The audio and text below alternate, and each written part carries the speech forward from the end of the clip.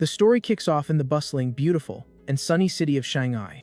There, we see a mother taking care of her son, Chen, telling him how lucky he is to just eat and sleep all day. She goes on to say that as long as her boy grows up healthy, all her hard work will be worth it. But our protagonist has actually been reincarnated into this baby, and he's even earning energy points from being breastfed. He then gets hyped seeing a blue screen and discovers that, on top of everything, he also has a cheat skill. At that moment, his parents say he's going to be a great gene fuser or a cyborg. At 3 months old, our MC has already completed his first task by kicking his legs 10,000 times, earning himself a reward. Still, he wonders what gene fusers and cyborgs are, imagining if there's something like superheroes. Fast forwarding to when our boy is 4 months old, his house is completely dark. To avoid freaking his parents out with his abilities, our young hero only trains at night and has even learned to crawl. By 5 months old, he can already walk, and the system keeps rewarding him with more and more points. Hitting the 6-month mark, he can finally sit up and crawl in front of his parents like a normal baby. While watching TV for the first time, he realized that the Earth he was reborn into was different from his own. This new Earth had undergone mutations and unknown creatures had appeared, which are called aberrant beasts. To fight these creatures, humanity followed 2 paths, one of technology and the other of gene modification. Our protagonist has a cheat system, so he needs to level up and survive in this dangerous world. Just then, our boy looks toward the door because someone has come to visit his family. At the door, a neighbor named Su Meng introduces herself, and it looks like she's brought a gift. Right after, she introduces her husband and her daughter, who are the new residents in the apartment next door. Our boy thinks to himself that this is his first friend in the new world, and that their destinies will be intertwined. At 7 months, the little guy can already run, earning him even more points. Besides running, he can also jump, and the system continues to shower him with points. Thanks to his ability, by 7 months he has already mastered skills like running, jumping, and even talking. Reaching 8 months of age, our MC can already do sit-ups and push-ups in his crib. The kid only trains in secret, but one day, his mom caught him in the act. She was shocked and couldn't believe what she was seeing, wondering why on earth her son was doing sit-ups. However, our hero quickly played it off, making her think it was just a hallucination from being overworked. Days later, his mom called her husband in a panic because she discovered her 8-month-old son already had a 6-pack. The protagonist's father then started thinking and remembered that besides the 6-pack, he also eats a ton. With that, the man had a brilliant idea and asked his wife if their son might just be a rare prodigy. The protagonist's father says he'll have a bright future, and our boy is relieved that his secret hasn't been exposed. While they're watching TV, they see a news story about a young prodigy who can lift 20 kilograms at just 2 years old. Hearing this, his mother proudly says that her son won't lose to any of those prodigies from elite families in the future. Our protagonist thinks that his mom knows him well, but he wonders if he could actually lift 20 kilograms at age 2. Fast forwarding to 2 years of age, our MC can now lift the 20-kilogram box with just one hand. Suddenly, his mom calls him to come play with his friend, and he almost drops the box on his head. He then walks out of the storage room looking exhausted after having to ditch his training session. He walks over to the door to open it. Upon opening the door, our young hero is a little surprised by what he sees. There stood Shen Qingyan with a pie in her hands, and even though she's the same age, she still talks like a baby. Because of their mental age gap, they don't play much, so she mostly serves as a human weight vest for his training. However, the little guy realizes that using his friend as a weight for training has one small problem. And that problem is that sometimes she pees on his back while he's working out. 3. Our boy is much stronger and can lift 40 kilograms with one hand.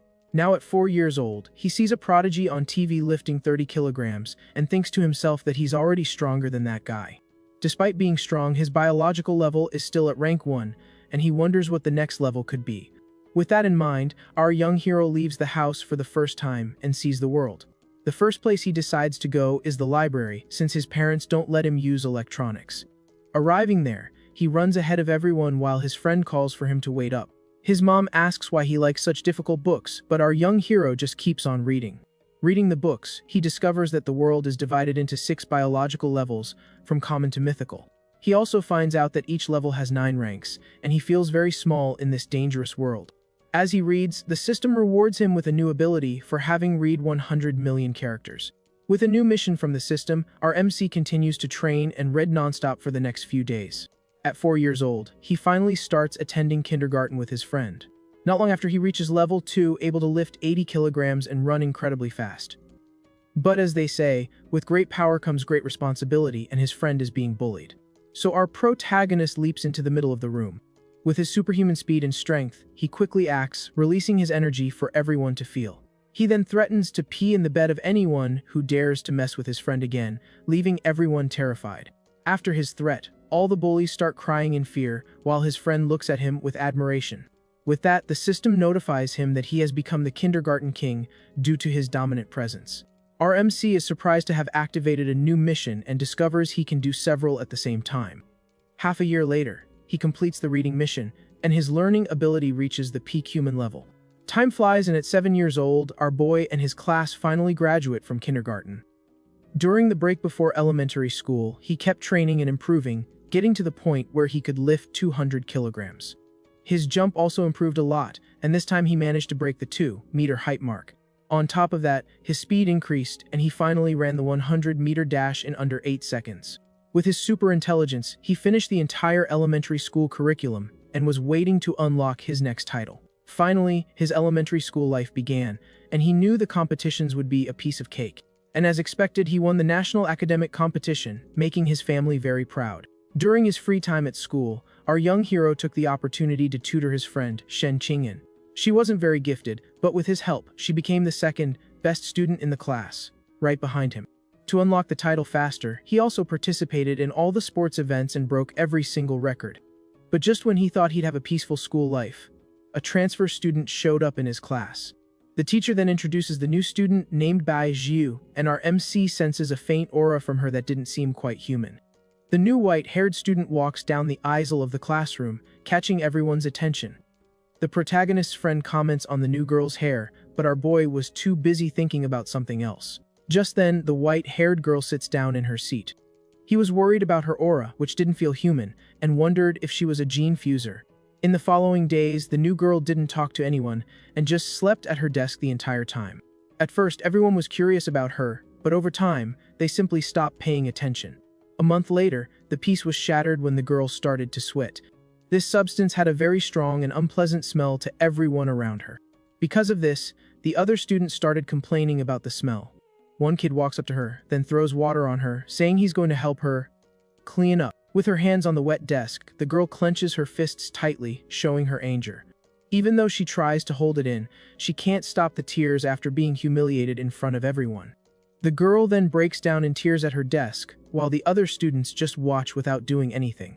His friend then asks if they can help poor Bai Shu, who was suffering at the hands of the bullies. Our protagonist agrees and decides to help, as he realized she wasn't dangerous, just a girl being bullied. Without wasting a second, our boy grabs the bully by the collar of his shirt, leaving him completely shocked. Terrifying smile on his face, our MC orders the punk to clean Bai Shu's desk immediately. The kid is terrified and instantly agrees to clean up the mess he made. Knowing our hero's reputation, the bully cleans the desk without a single complaint.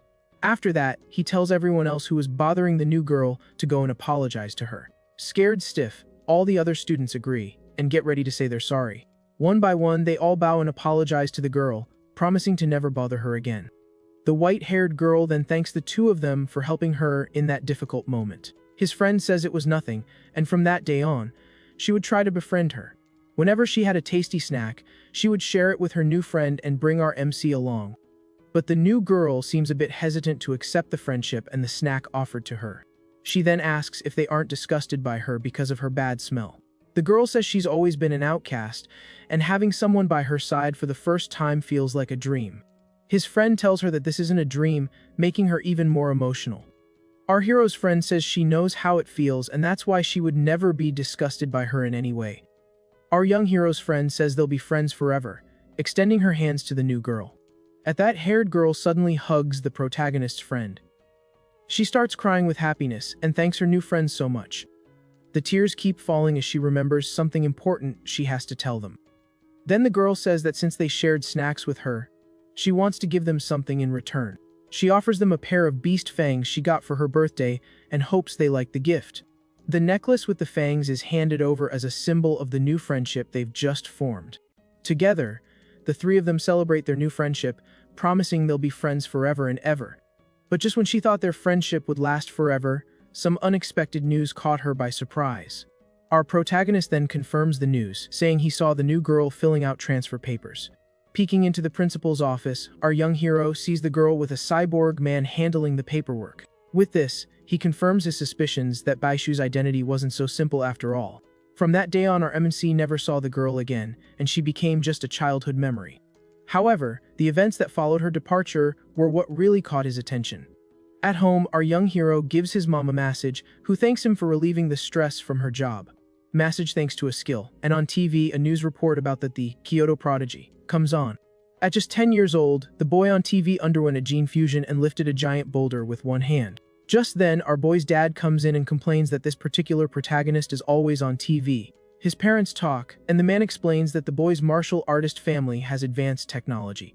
Our MC thinks to himself that at 8 years old, he can already lift 300 kilograms without any fusion. With this, he realizes his potential is even greater than he imagined and becomes more confident about the future. However, his confidence vanishes when a breaking news report shows a beast attack in a neighboring country. The news shows that the attack was carried out by giant rats that destroyed the city.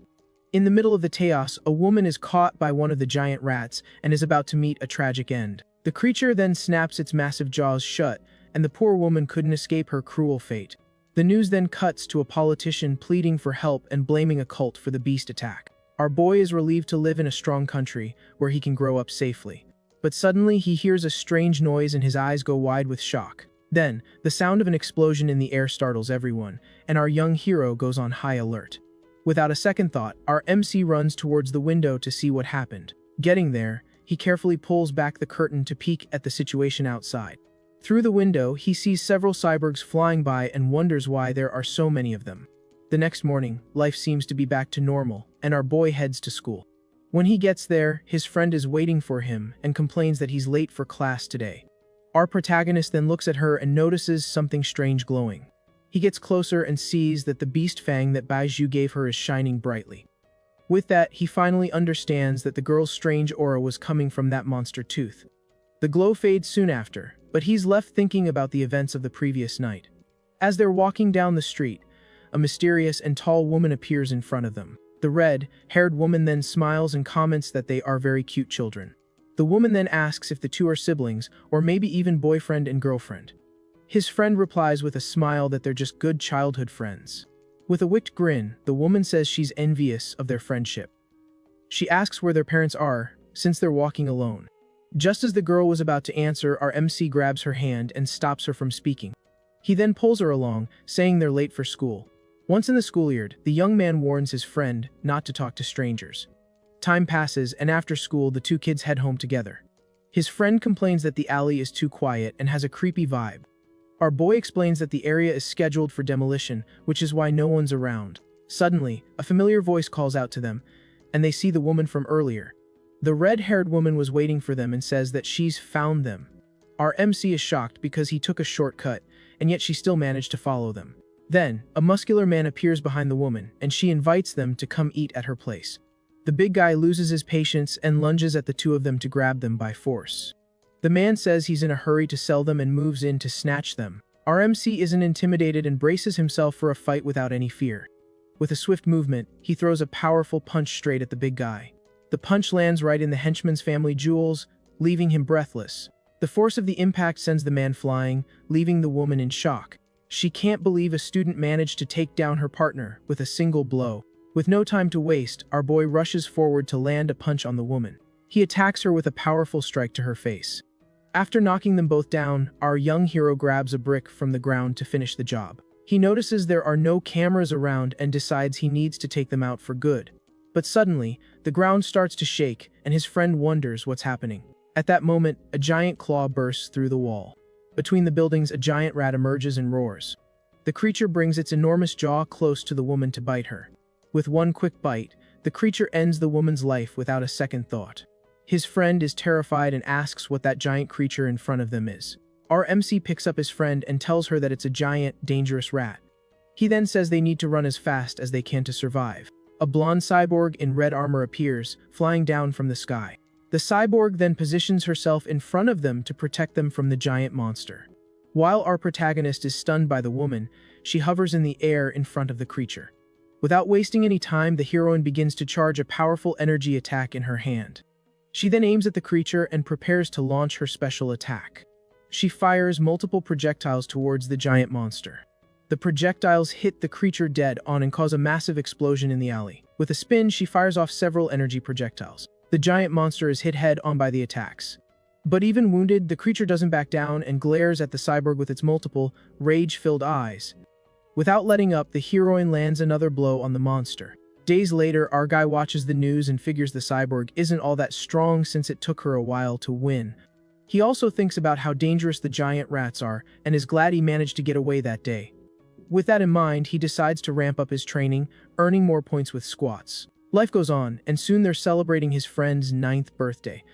After they make their birthday wishes, our young hero gives his childhood friend a gift. She's thrilled with the hair clip he made himself and thanks him with a bright smile. Time passes, they graduate from middle school, and our boy is excited for the next step. To get better faster, he trains non-stop, doing push-ups with a giant boulder on his back.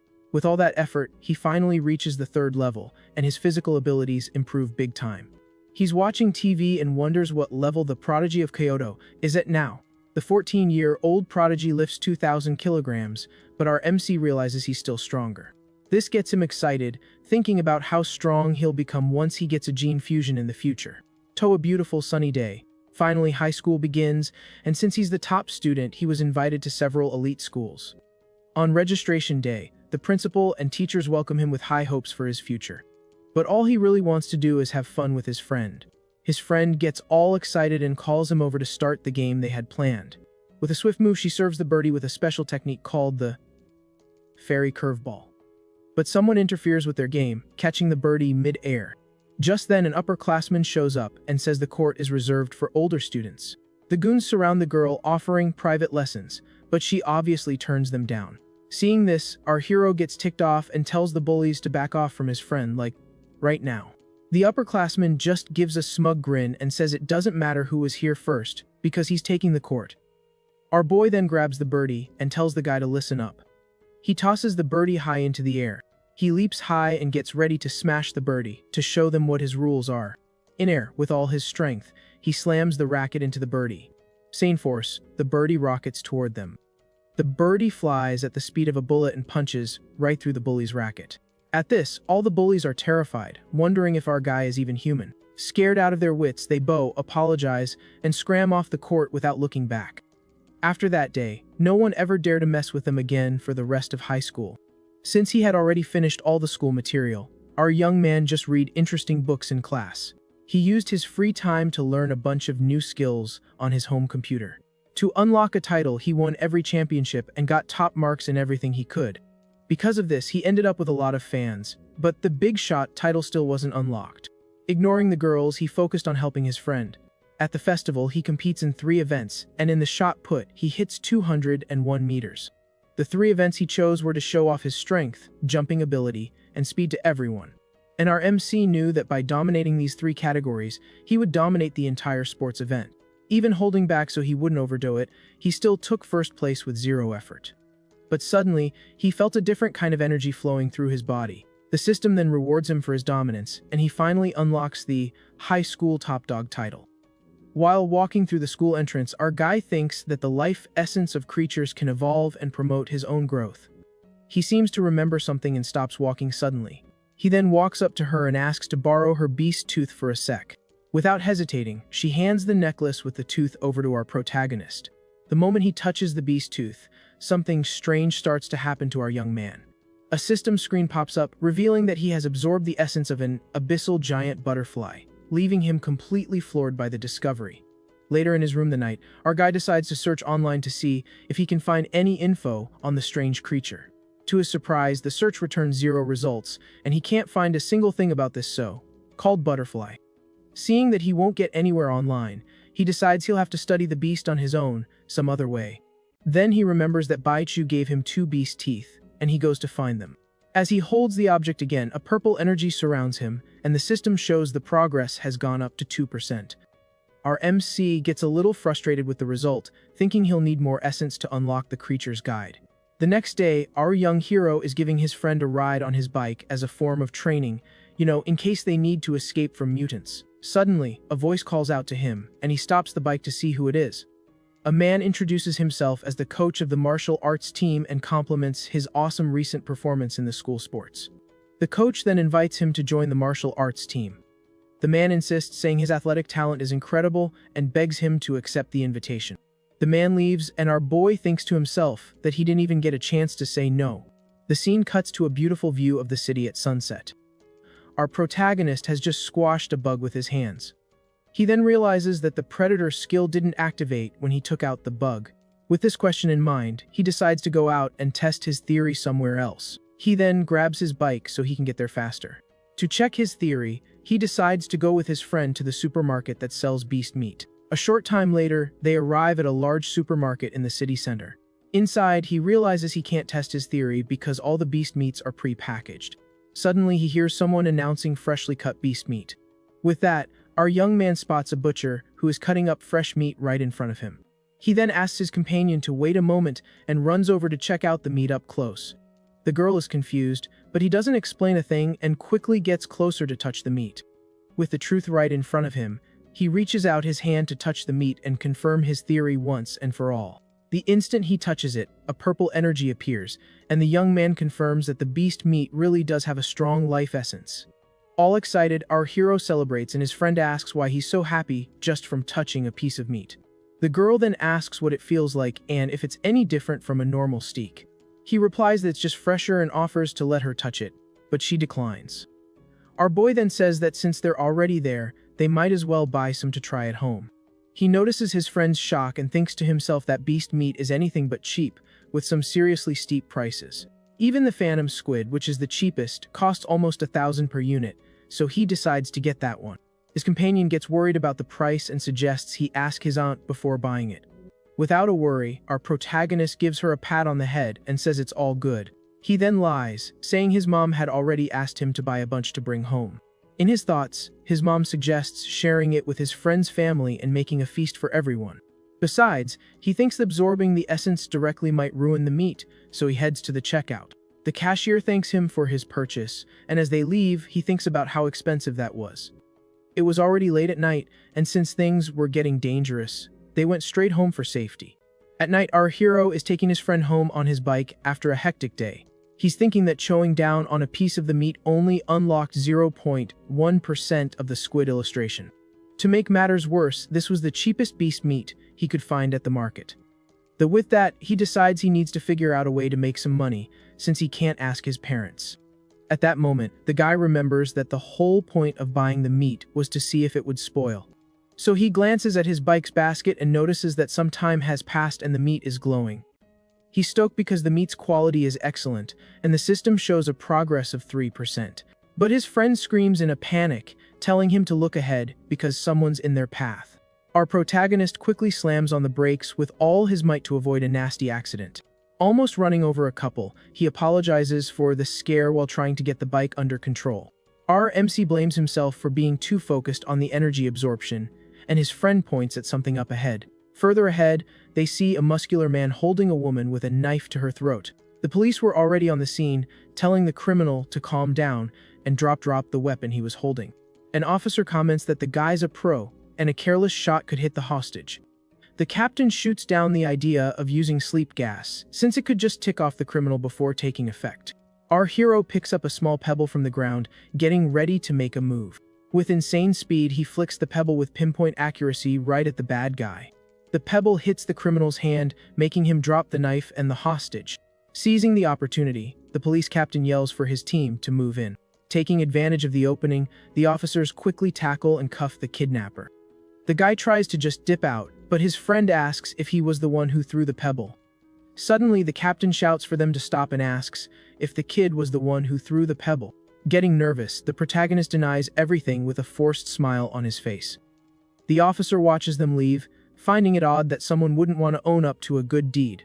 The captain then mentions out loud that there's a reward for the Good Samaritan. Hearing the word reward, our young man's eyes light up with dollar signs. Without a second thought, he screeches to a halt and whips the bike back toward the officer. The kid admits it was him, saying that the money is really important to him right now. After all that, they head to the police station to collect his first ever earned cash. But something unexpected happens, and the criminal starts transforming into a monster. The criminal turns into a giant rat, and an officer yells that he's a heretic, showing signs of mutation.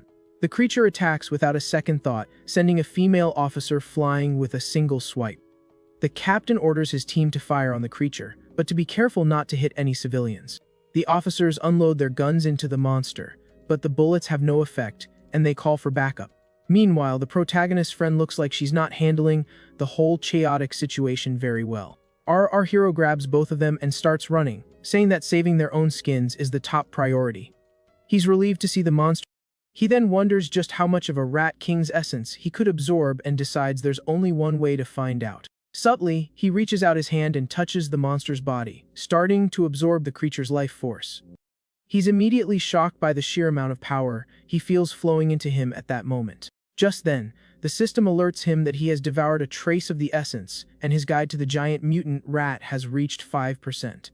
Our hero then does a big stretch to play it cool, and the cop tells him to stay still and not move around too much in the vehicle. Over at the police station, the captain questions the kid about how he managed to hit the thug's hand with a rock from that distance. He claims it's because he's been really working on his right arm, but the officer isn't buying that answer for a second. At that moment, our hero's mom arrives with his friend's family to pick them up, and he's totally caught off guard by the visit.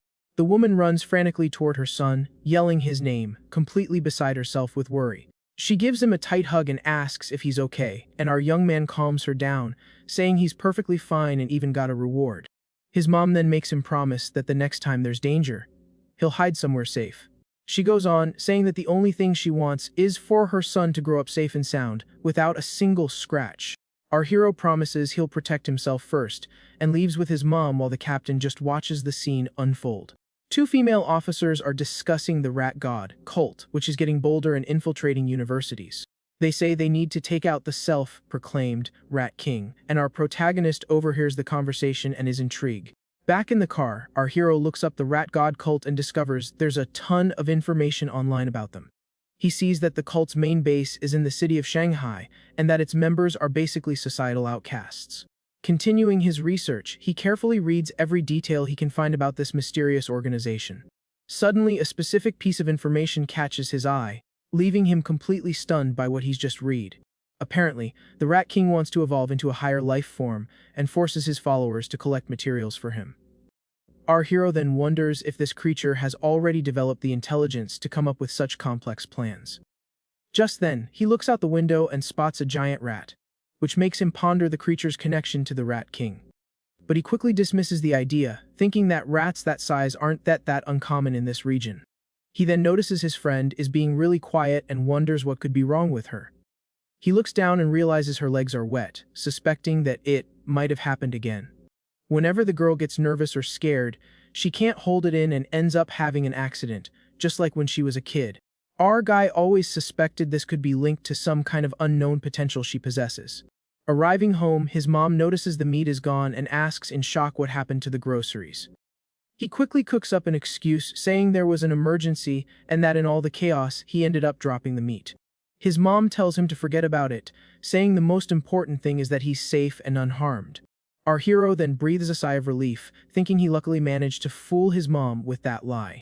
His dad tries to go out to look for the meat, but the boy stops him, saying the food has already gone bad, which leaves the man confused. Meanwhile, back at the station, the captain is still trying to figure out how a high school kid managed to throw a rock with so much force. He wears a serious expression, as the young man's story just didn't make any sense to him. Suddenly, a giant rat appears on top of a file cabinet right in front of him, leaving the officer completely stunned. The creature then leaps toward the officer with its sharp claws out. Without wasting a second, the captain pulls his gun and fires several shots at the monster.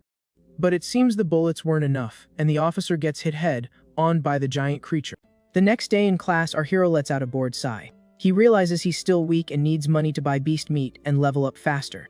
He considers becoming an influencer or a private tutor, but gives up on the idea because it would attract too much attention. Then, he remembers something important and realizes he had a completely wrong idea about how to proceed. In this world, there are martial artists and cyborgs, so our guy decides it's time to get in the game. Our hero then heads to the school gym. When he gets there, he finds Coach Gu drinking something. Our protagonist walks up and greets the coach. The coach asks if Zichen is there to join the martial arts team. The MC then asks if joining the team will give him a chance to compete in the city tournaments. The coach excitedly confirms, saying yes, and that the prizes are worth tens of thousands. With that, Zichen shakes the coach's hand and says that from this day forward, he's part of the team. The coach then calls all the team members over and announces they have a new recruit. One by one, the members introduce themselves, and our protagonist does the same. Since our hero has never trained before, the coach starts by showing him some basic punching and kicking techniques. Explains that the moves look simple, but it took even the most promising student a full week to learn them. Our protagonist then gets into a fighting stance, ready to execute the moves. Thanks to his ability, he can instantly analyze and learn all of the coach's techniques.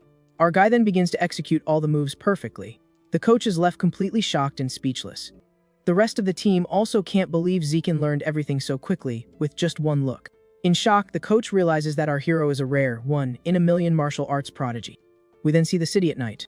In the kitchen, our hero's mother calls him for dinner. Excited, Zichen runs to the kitchen asking what's for dinner. His mom replies that it's the ghost squid he's been dreaming of eating. The smell of the food is so good it makes our protagonist's mouth water. His mother then encourages him to eat while it's still hot. She then asks if the food is good. Our hero replies that his mom's cooking is the best in the world.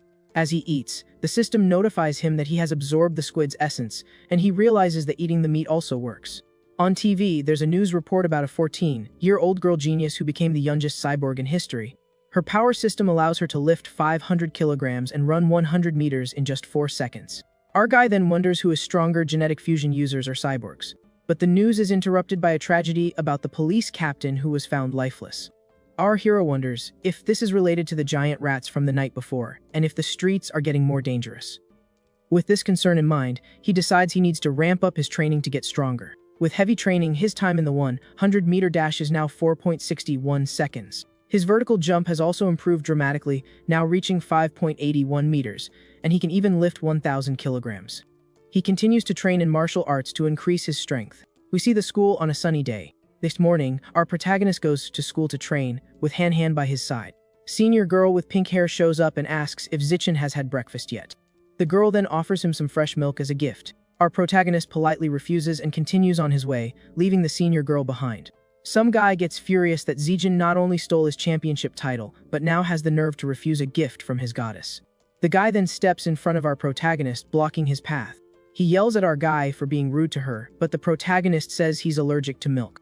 The bully doesn't buy it and challenges Zichen to a fight, with a bet on the line. The system then activates a new mission where our hero needs to defeat 1,000 different opponents.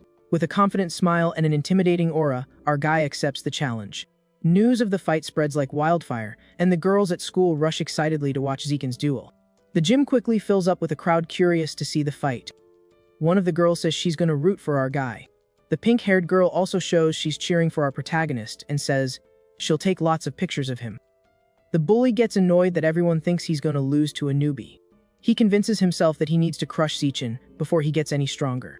Facing his opponent, our hero asks to make the fight quick because he needs to get home for dinner. Will agrees with a smirk, saying he'll grant his wish. Coach Go intervenes, reminding them that friendship comes first, before giving the signal to start the match. Just as the fight is about to begin, the bully stops everything and yells for them to wait a second. He says that to be fair, he'll let our guy have the first 3 moves since he's been training for 2 years. But Zichen couldn't care less about the handicap and lunges forward. He then throws a straight right at the guy. Lands square on his face, sending him flying. The guy hits the ground, completely knocked out. Coach Go's jaw is on the floor, unable to believe the fight ended with a single punch. The rest of the team is also in shock. Hanan excitedly celebrates the crushing victory. The senior girls also cheer and praise Zichen, saying he was amazing. The system informs him that he has defeated a rival and won the affection of the girls, but there are still 999 to go. Our hero then seizes the opportunity and invites the other seniors for a friendly spar. The seniors are terrified by the invitation and try to come up with excuses to get out of it. They quickly invent excuses like having to study, go home for dinner, and even feeling sick to escape the fight. The knocked out guy gets up and accuses our hero of using a sneak attack to win. But the coach scolds him and tells him to take the loss like a man. In his head, though, he thinks about testing Zichen's strength. So, the coach picks another member named Xiao Lizi to fight our protagonist. The chosen one is desperate but gets into a fighting stance, begging Zichen not to hit him in the face. 10 minutes later, all the seniors are lying on the floor, completely defeated. Our guy realizes that only the first fight counted toward the mission, and that friendly spars don't count. The coach approaches excitedly and praises Zikin, saying that in just 1 month, he has become the ace of the team. The coach says that with Zikin on the team, Shanghai High will crush the other schools and win this year's regional tournament. Our protagonist realizes that the tournament is the perfect chance to defeat multiple opponents in one fell swoop. He gets excited, thinking that if he defeats everyone in the competition, it will count toward his mission progress. Someone calls his name. Zheng Kai approaches and admits defeat, saying he now accepts our hero's strength without question. Everyone is shocked and disgusted by Zheng Kai's over-the-top declaration. He tries to keep talking but realizes everyone has run off, leaving him alone. We see our protagonist running on the track with Han Han. After running 3,000 meters, they practice martial arts for an hour. They do sit-ups and push-ups to increase their strength and physical endurance. Han Han continues the heavy training. After each session, Zichen helps Han Han relieve her muscle tension with a massage. He also trains intensely, preparing for the tournament and to unlock his ability as quickly as possible. A month goes by and the day of the long-awaited tournament finally arrives. In the city's grand gymnasium, the tournament is about to begin, with the arena packed with spectators. In the waiting area, Coach Go is nervous because they're about to face the strongest team of all. One of the team members says they're toast because the opposing team has a super fast guy. At that moment, Zikin raises his hand and volunteers to fight first. The coach agrees with the idea and decides that our protagonist will be the first to fight. And the coach cheer enthusiastically. Then his opponent stumps hard on the ground. And a huge guy appears. He says he saw Zikin's name on the list and commends him for entering the tournament. But he quickly scoffs, saying the ring is no place for a short first year like him. The brute shows off and says he's going to show Zikin what a real difference in size and power looks like. The referee then gives the signal, and the duel finally begins. The giant opponent charges at Zichen with full force. However, our protagonist effortlessly dodges the attack, surprising the big guy. With that, Zichen takes advantage of the opening and lands an open palm strike to his chest. Power of the palm strike is so strong that the big guy is sent flying and is knocked out instantly. The shocked referee announces Lin Zichen as the winner, celebrates the victory wildly. The entire team also goes crazy over the overwhelming win. Meanwhile, the opposing team's coach scolds the big guy for being so rigid and not using his footwork correctly. A system notification pops up, saying he has defeated another rival and his tournament ranking has improved. The opposing coach then picks a boy named Chen Feng and tells him to crush the protagonist as quickly as possible. Chen Feng steps into the arena and assumes his fighting stance. The referee once again gives the signal to start the match. Chen Feng lunges forward with a rapid sequence of kicks at Zichen. But our hero dodges all the blows with ease and counters with another palm strike to Chen Feng's side. Palm strike once again sends another extra flying out of the arena like a tornado. He then hits the ground, already knocked out. The paramedics rush over to take him to the hospital, as he seems to have hit his head hard. The crowd is confused and murmurs about Zikin's luck. However, the opposing team's coach realizes it wasn't luck and that Zichen is a true prodigy. The opposing coach picks Gao Fei and instructs him to focus on defense as he absolutely cannot lose. But a confident Gao Fei tells him not to worry, because he's going to win. He thinks Zikin isn't strong and just uses tricks to win, and since he's more experienced and faster, he'll come out on top. The audience gets excited because they've heard that Gao Fei is super fast and that the protagonist is in trouble. The referee then yells for the duel to begin. Gao Fei quickly closes in on our protagonist with a swift punch. He then uses a multiple punch technique called the rock, breaking water flow fist. The coach is furious and yells, "Why are you attacking when I told you to defend?" Our hero observes the fist technique, finding it interesting, and decides to learn it while Zhao Fei says that a genius doesn't need defense. Zhao Fei starts to get desperate as he fails to land a single hit on Zichen. He then yells and asks how Zichen is dodging everything, while our guy taunts him, asking if he has any more tricks up his sleeve. Annoyed by the taunt, Zhao Fei attacks with everything he's got, using his punch technique once more. But Zichen is already bored and says he's going to end this, landing a perfectly aimed kick on Zhao Fei. The crowd's jaws drop in disbelief. Our protagonist team celebrates the third consecutive victory. The next opponents were even weaker than the last ones. Our protagonist quickly eliminated all 5 members of the opposing Shanghai team single-handedly. Over the next 2 days, he took down 2 more entire schools all by himself.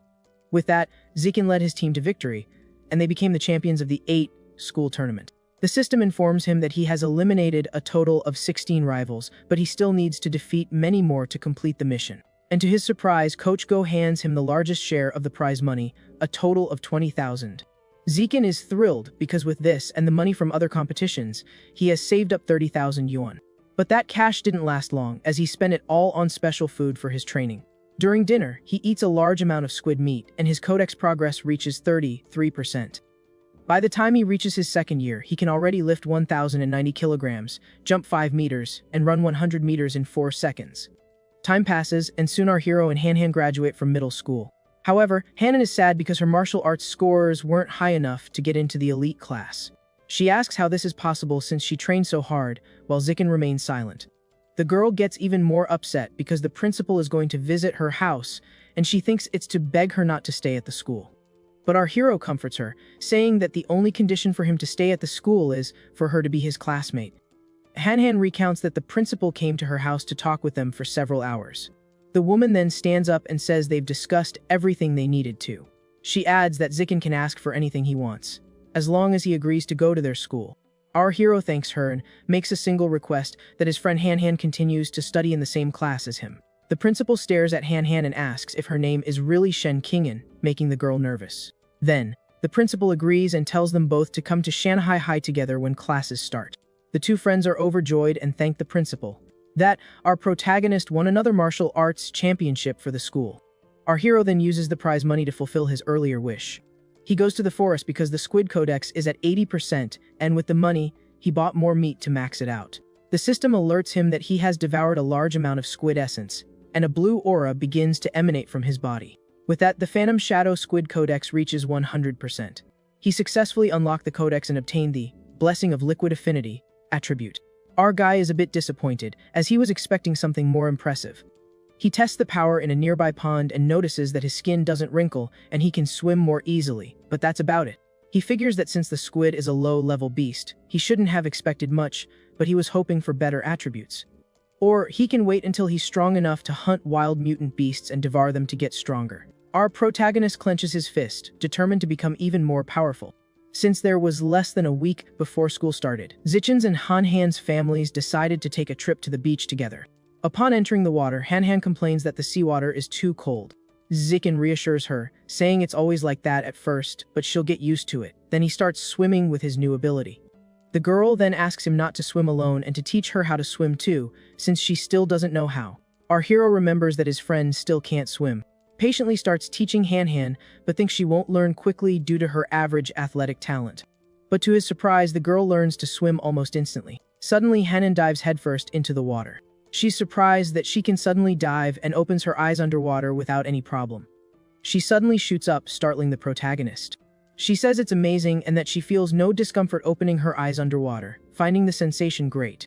Zichen is pensive, finding it very strange that she learned to swim so quickly. Suddenly, he realizes something and is startled by the possibility. Watches her swim a little longer. Then Zichen wonders if the reason Han used to wet the bed is that she was born with an affinity for water. Our protagonist gets excited about the possibility of her having a special cultivation body, just like in Xiangxia novels. The two continue diving, and Han's performance shocks Zichen even more. They manage to hold their breath for over 10 minutes, which is impressive even for someone who is trained. Swims peacefully. But suddenly, a strange sound echoes through the water, making Han curious. Zichen hears it too, so they start swimming to the surface.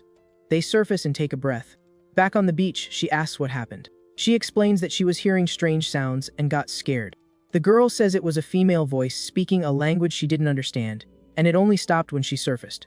To calm her down, Zichen takes her back to the hotel and searches online for what she described but finds nothing. Since he couldn't sleep, our hero decides to train and does 1,000 sit-ups.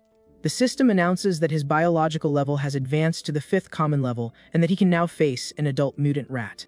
After leveling up, he goes to the beach to test his new stats and now runs 100 meters in 3.64 seconds. His vertical jump now reaches almost 7 meters high. With this, our protagonist can lift a 1,600 kilogram car with one hand.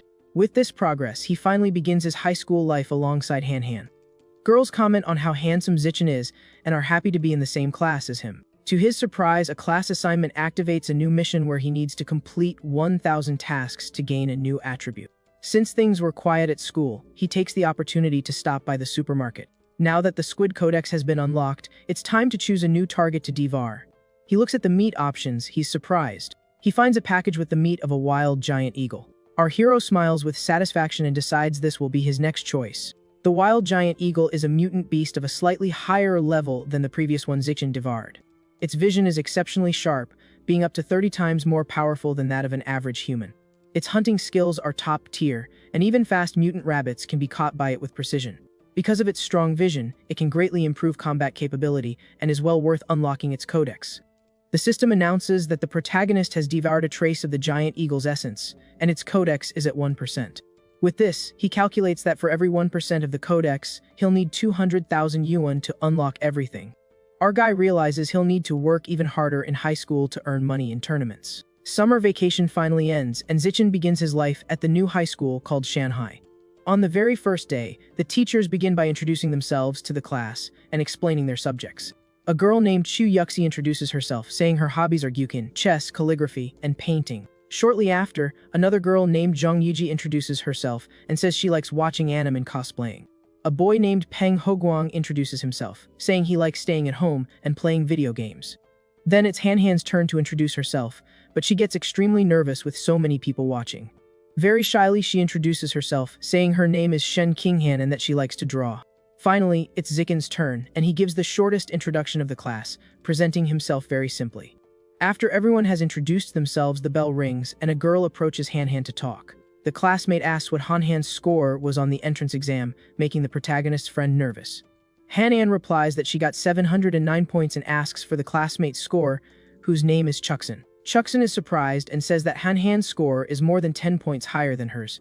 She then asks about the physical test and says she did poorly, getting only 95 points. Hanhan feels awkward and says her score was only 79, 21 points short of a perfect score. But the classmate insists and asks if she got 94 or 93 points.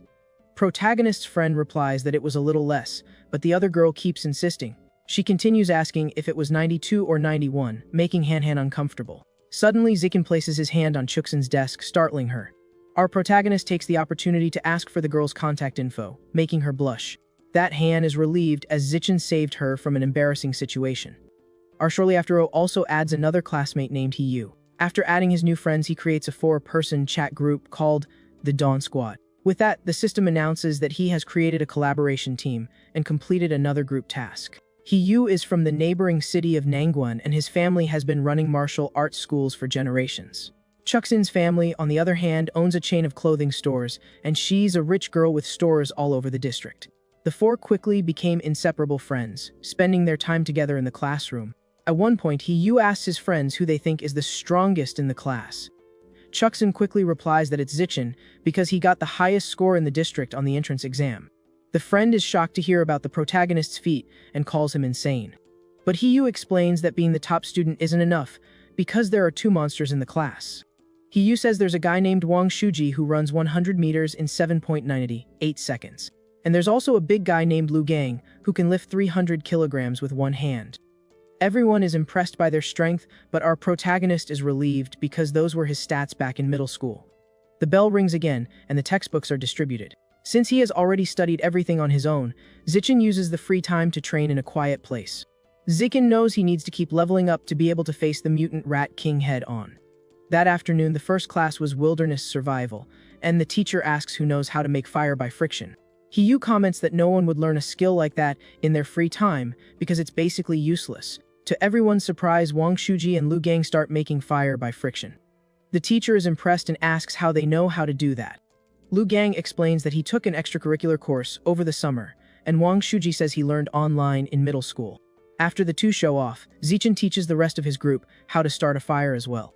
In martial arts cultivation class, the teacher begins to teach a special breathing technique. But the duo from Nangguan already knew everything, and the class turned into their personal show-off festival. A month passes quickly, and the teacher announces that it's time to test everyone's progress. He announces that the exam will have cash rewards for the top 3 places. Our protagonist gets excited when he learns that first place wins 888 yuan. With the reward on the line, everyone gets excited to take the exam. Not only that, but the genetic fusion teacher, Liu Darren, also administers a test with the same rewards. Hiyu finishes the exam exhausted and says it's finally over. The students start complaining about the difficulty of the test, with very specific and tough questions. While everyone complains, the Nangguan duo starts showing off again. Hiyu gets annoyed with their showboating and feels like punching them. The teacher announces that the grades for the mechanical augmentation test are out. Chuxin is thrilled to find out she passed and celebrates with Zichen. The teacher continues reading the grades, and Hiyu gets 88 points, surprising everyone. Yu is full of pride and promises to treat the group to a meal when he receives the third-place prize. The teacher announces that Lu Gang and Wang Shuji both scored 95 points. The Nangwen duo starts bragging, saying that if they had 10 more minutes, they would have gotten a perfect score. Yu is annoyed by their showboating but believes third place is still his. But the teacher says that someone in the class got a perfect score and announces that Zichen aced the test. Everyone is in shock to learn that our protagonist got 100 points and the Nangwen duo is in disbelief. Yu is annoyed that Zichen knocked him out of third place. But the group congratulates our hero on his achievement. Our guy raises his hand and asks when the 888 yuan prize will be distributed. The teacher replies that he will send the prize to the class group chat and wonders why Zichen cares so much about money. An hour later, the genetic fusion teacher also announces the exam results. The Nangwen duo scores 81 and 83 points but are dissatisfied with their grades. Meanwhile, Hanan gets 78 points, placing her in the top 5 of the class. And once again, our hero aces the test, winning another prize while the Nangwen duo is outraged. The two raise their hands and accuse Zichen of cheating, saying it's impossible for someone to get a perfect score so many times. Teacher Lu Darren looks serious as he created the exam questions himself.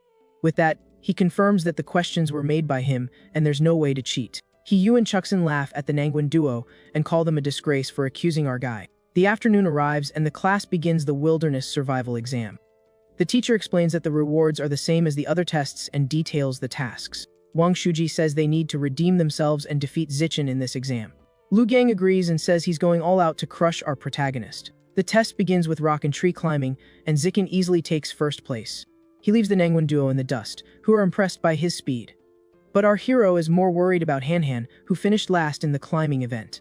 Right after climbing, they start swimming, among other tests, but the protagonist always comes in first. A month passes, and the martial arts teacher announces it's time to test everyone's progress. The Nangwen duo gets excited because this is their chance to show off and finally beat Zigen.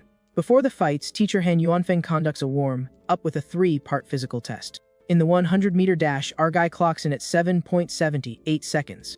In the one-handed weightlifting, Zichen manages to lift 330 kilograms. And in the vertical jump, he reaches 2.18 meters, placing first in all 3 tests. The Nangwen duo is shocked by the protagonist's strength. But Wang Shuji tells Lu Gang not to get discouraged, because they still have a chance in the fights. After the test, everyone heads to the dueling area in the gym. To finish the test quickly, our hero steps into the ring first. Seeing that no one is challenging the protagonist, the teacher calls a student named Lu Wei to fight Zichen. Gets into the ring and prepares for combat. To save time, Zichen decides to end the fight quickly and knocks out Lu Wei with a single blow. And our guy continues to defeat all his opponents with just one punch. He defeats everyone in the class quickly, even before the bell rings. The Nangwen duo is completely shocked and realizes that Zichen is much stronger than they thought. Seeing that there are no more opponents for the protagonist, Yu calls out for Lu Gang. Yu challenges Lu Gang to a fight, saying he's warmed up and at his peak. At this, Lu Gang says he'll defeat him in 30 seconds to avoid fighting Zichen. So Yu accepts the challenge and lunges forward to attack Lu Gang. But Lu Gang is stronger and manages to dodge all of Yu's attacks. After open, Lu Gang manages to grab Yu's leg. Gang then starts spinning Yu in the air. Yu is thrown out of the ring and lands on the ground, defeated. With the defeat, he ends up throwing up. Lu Gang praises Yu's technique but says he's still on a higher level. Zichen invites Lu Gang to fight. Lu Gang accepts. He advances with a powerful punch, trying to hit Zichen. But our protagonist is much faster and sees Lu Gang moving in slow motion. So he dodges Lu Gang's attack, making him miss completely. Then the protagonist kicks him out of the ring. At this, the students taunt Wang Shuji, saying that Nangwen's pride is at stake and he needs to avenge his friend. So Wang Shuji yells for everyone to shut up and jumps into the ring. Wang Shuji knows the fight is inevitable and starts thinking of a way to defeat Zichen. Wang Shuji yells that he's going all out and lunges forward with a punch at our protagonist. Is much faster and counterattacks. With a single punch, our hero lifts Wang Shuji off the ground, and he falls to the floor, knocked out and utterly defeated. Zichen begins to defeat the rest of the boys in the class one by one. Our guy continues to take down everyone without any difficulty. None of the other students can even touch our protagonist. Zichen then thinks about the rules and realizes he can only fight the girls now. He wonders if any of them would be willing to fight him. Unexpectedly, a purple-haired girl raises her hand and challenges him. The girl then jumps into the ring with a flying attack to try and surprise him. Our hero is surprised by her speed but manages to dodge and land a blow on her back. She regrets not being able to grab him and is frustrated with the loss. After that, the other girls also start voluntarily challenging Zichen to try and get close to him. Our protagonist foils the girls' plans, easily defeating them one by one. After finishing the fights, teacher Han Yuanfeng announces that in a month, the class will challenge the strongest class of the second year. Our protagonist is excited by the news, as this is a great chance to speed up his progress. After class, Lu Gang tells Zichen that he will be his rival for the next 3 years of school. Wang Shuji appears and vows that one day he will get revenge for the humiliation he suffered. The duo is indignant as our hero ignores them. In his thoughts, he's just celebrating having won over 3,000 yuan. Falls on the city of Shanghai. He thinks that although he earned a good amount of money, it's still not enough to buy beast meat. To earn more money, he decides to register as a web novel author and start writing. Soon after, he receives a message from an editor offering him a contract for his novel. He accepts the contract, but when he checks the news, he sees something shocking. A giant mutant rat over 5 meters long attacked a cyborg and ripped it in two. The cyborg then activated its self-destruct power core to take the monster down with it.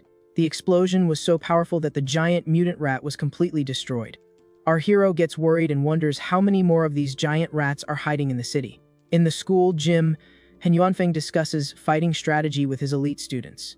Teacher Han Yuanfeng explains that the opposing fighters aren't that good individually, but their class is stronger overall. So the instructor warns that they will try to end the fights quickly to avoid getting worn down.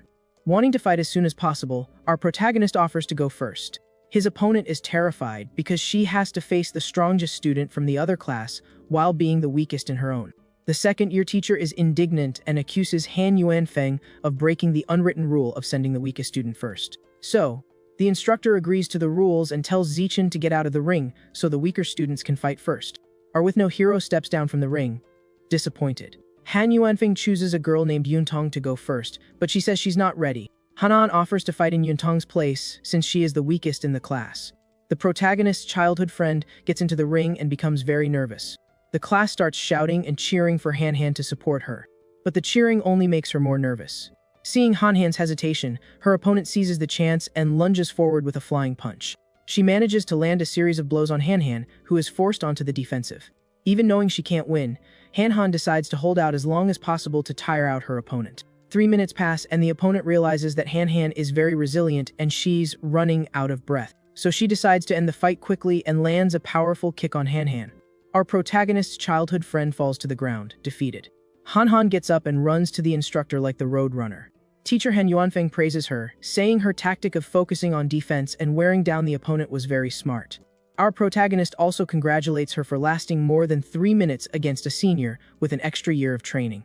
In the next fight, the student Chuxin gets into the ring to face the same opponent, who is now tired. She lunges forward with a high kick, but the senior manages to defend against the attack and counter. She lands a blow to Chuxin's chin, dazing her. The senior pins Chuxin to the ground and makes her surrender. She mocks Chuxin for attacking without defense and calls her arrogant, and says she may not have the same talent, but she has an extra year of training. Leaves the ring defeated. Yuntong steps to the ring and vows to avenge her friend's defeat. Confidently, she advances against the senior and, apparently, somehow managed to win. It's wildly for Yuntong's victory. With that, our protagonist praises Han, saying that Yuntong's victory was only possible because she tired out the opponent.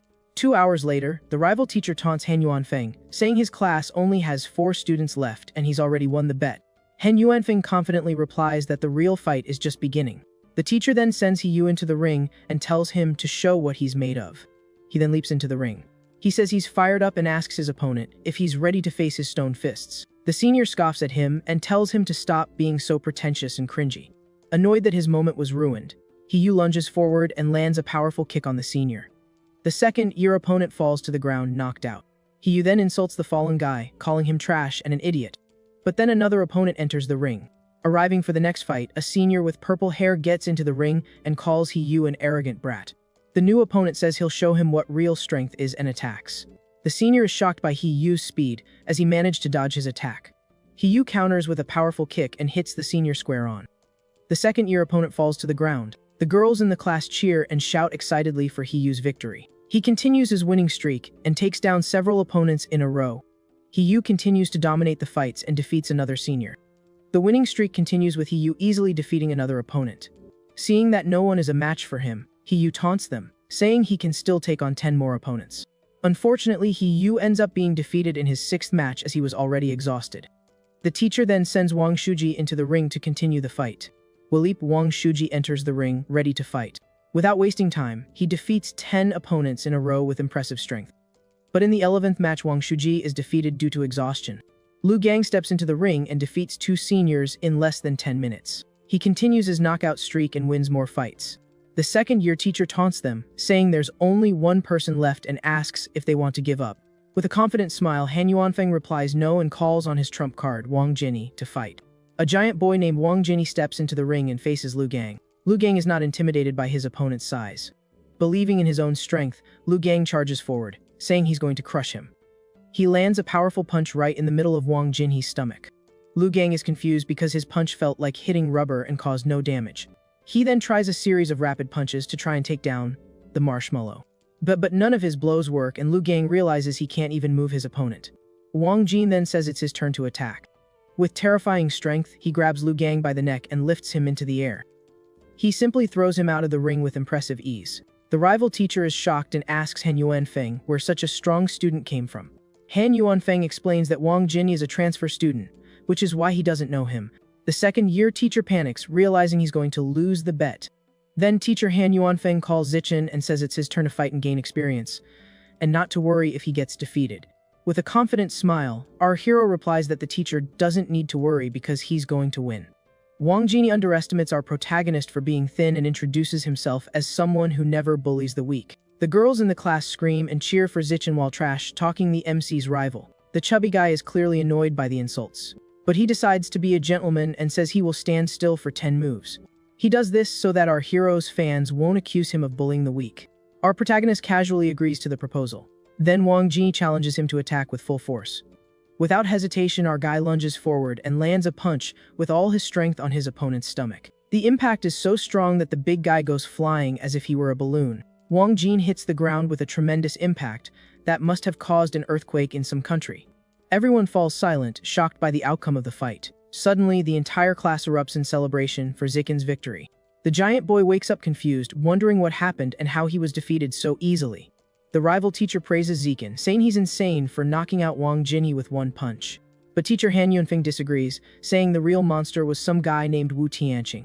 At this, our protagonist approaches and asks who this Wu Tianqing guy is. The teacher explains that Wu Tianqing was a senior who, in his first year, defeated the entire elite class of the third year.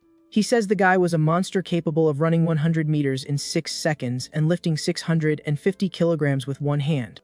Our hero then smiles and says he's a little scared by this story, but we know that's not true. The scene cuts to the entrance of a fancy restaurant.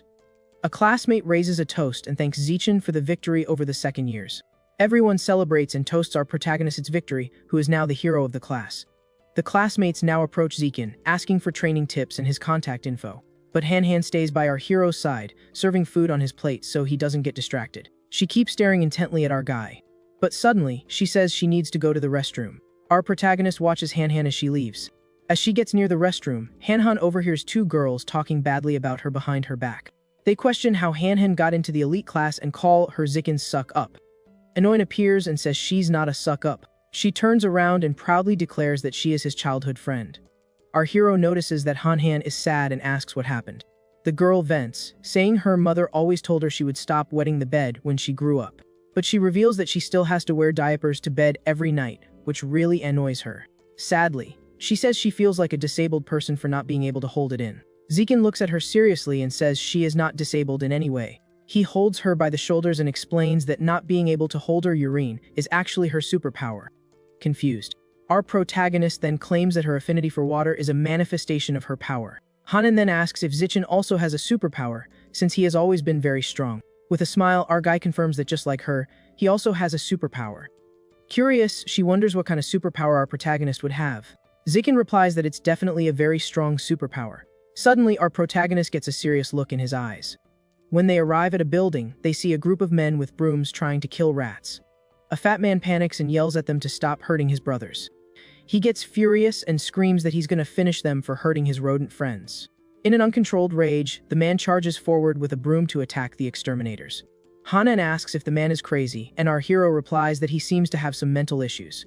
Our protagonist says it's better for them to go home, and the two leave hand in hand. Then we go to Zichin's house, where his family is gathered. On the television, the news reports the disappearance of a young female teacher the previous week. Zikin's mother worries about the disappearances and asks if it's already the 4th case this month. Our guy's father corrects her, saying it's actually the 5th case. The news reports that all 5 missing women are young and beautiful. Worried, Zikin's mother asks him not to let Han go out alone at night. We see the Shanghai City police station. A man in a white lab coat enters a room where the rat guy from the previous day is being interrogated. The officer asks the doctor if the man is a mental patient, but the doctor says he's not sure yet. The officer is confused and says the man wouldn't stop screaming at the market. The guard then looks into the interrogation room. Suddenly a dark energy begins to emanate from the man. The guy then transforms into a giant rat, and the doctor screams for backup and a mechanical cyborg to help. The officers fire relentlessly at the monster. A woman informs them that HQ has advised that all cyborgs are on a mission and backup will be delayed. Desperate, he yells for the team to flee and lure the beast to the suburbs to buy time. The blue-haired officer then gets into the car to escape. Beside her, another agent takes the wheel. They floor it to lure the giant rat until backup arrives. They speed through the tunnel at high velocity. The giant creature pursues them, destroying everything in its path. With the debris from its destruction, the rat manages to hit the police car, causing it to flip over. Haired officer is trapped upside down, completely injured. The giant rat approaches the wrecked car. Last second, an explosion hits the monster. A mysterious cyborg descends from the sky and begins firing projectiles at the creature. She gives the attack order and multiple projectiles fly out. The cyborg realizes the monster dug a hole and escaped, but it's wounded and can be tracked. It's already 3 in the morning in the city, and the streets are empty. We see Zikin, who is awake working on his novel. He then decides to go out to test the results of his training. Our hero leaps between buildings with impressive speed. The boy realizes his strength and agility have greatly improved. Our protagonist is satisfied with his progress. Suddenly, he hears a strange noise coming from an alley. Zikin sees a creature devouring something and apologizing for being hungry. Our protagonist remembers the news about the mutant rat and wonders if it's the same creature. He decides he needs to alert the police, but the monster notices the protagonist. The creature then decides to attack him at an impressive speed. Zikin dodges the attacks and counters with a powerful kick. The monster is sent flying by the blow. The creature is shocked by the strength of a student. It observes the protagonist and becomes more cautious. But before it could do anything, the protagonist throws a rock at the creature's head, and he quickly starts launching hundreds of rocks, one after another, at the monster. Then, in the blink of an eye, the monster is completely torn apart by the protagonist's stone projectiles. After turning the creature into mush, the protagonist is relieved that it has stopped moving. With the creature defeated, Zikin wonders if it's really gone. A system message appears, informing him that he has devoured a trace of the mutant rat's life source. Our protagonist then decides to leave before anyone else shows up. In the meantime, the cyborg who was hunting the monster finally arrives at the scene. She finds the remains of the creature and wonders who was responsible for this. Elsewhere in the city, a strange cult gathers in an abandoned building.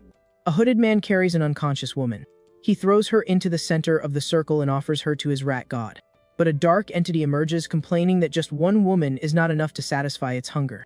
The man kneels desperately, begging his master for forgiveness. The man then explains that it's been difficult to find girls alone lately because they travel in groups. The dark entity orders that if there are no women, he must capture young men for the next sacrifice. The servant bows in submission, agreeing. Suddenly, a piece of meat is thrown in front of the hooded man. He thanks his god's blessing and begins to devour the raw meat. In the abandoned building, the woman is enveloped by a strange tongue. The dark entity then devours the poor young woman. After finishing its meal, the creature lets out a satisfied burp. The entity warns that next time it wants to eat nobles because their meat is more tender. Meanwhile, our hero helps his friend Han train in martial arts. He teaches her that her legs are too close together and that she needs to open them a bit more. Zikin also adjusts the girl's posture and advises her not to face her opponent head on. He asks her to put it into practice. Han prepares and charges at the protagonist. He blocks the attack and praises her, saying her angle and force have improved a lot. The girl follows up with a kick. But Zikin defends it with ease. He points out that her kicking form is wrong and that she should spread her legs wider before kicking. She tries a few more punches, but they are easily defended. After the intense training, Han is exhausted but feels that her strength has improved significantly. She suggests they train every day, but Zikin says 3 times a week is enough. He jokes that if they trained every day, she wouldn't be able to handle it. At that moment, our guy's phone rings. Curious asks if it's any important news. The news reports that the Jishin Corporation will offer free treatment to prodigy girls. Another news story talks about a genius who fused with a spider gene and is breaking school records. He wonders if gene fusion would really be the best choice for his future. Back at Zikin's house, our hero is once again working on his novel. The comments from his readers are very positive, praising his writing speed. He thinks that with his new abilities, he can write 10,000 words per hour. Just then, his father appears, praising the book and saying he could make a lot of money. Our protagonist thinks that with this cash, he'll be able to unlock new beast codexes. The next day in martial arts class, teacher Han Yuanfeng organizes a training session. As always, destroys all his opponents with ease. He demonstrates an impressive fighting ability, perfectly dodging and counter-attacking. None of the students can even land a single blow. After winning, he earns 888 yuan and experience points from the system. On the other side of the court, Han and her friend watch the training, envious of our hero's strength. But unlike before, Zikin's childhood friend can now fight back and defend herself. This time, she manages to fight for almost 3 minutes, exchanging punches and kicks. Teacher Han Yuanfeng is impressed with her improvement and congratulates her. The teacher then gathers the class and motivates them for the challenge against the elite class. With the challenge accepted, the teacher congratulates the class on their fighting spirit. A month passed, and Zichen earned 80,000 yuan from his novel. Our protagonist goes to a store to buy giant eagle meat. The saleswoman offers a 5% discount on a purchase of 100 jin. But he declines because he still doesn't have enough. At school, Han invites him to lunch. Hanan takes him to a new section of the cafeteria. He is impressed by the variety of dishes and the skill of the chefs. The two sit down to eat, and Zikin compliments the smell of the food. They get their trays with a meal. Our hero's childhood friend comments that it was good they arrived early to avoid the line. Suddenly they hear an argument about someone cutting in line. Han gets worried and asks if they should go see what's happening, but Zichen notices the fight is already resolving itself. Yu has handled the matter while the bully curses him out. Then the extra approaches some other extras and they start whispering. The bullies surround Yu and provoke him, saying they are going to cut the line.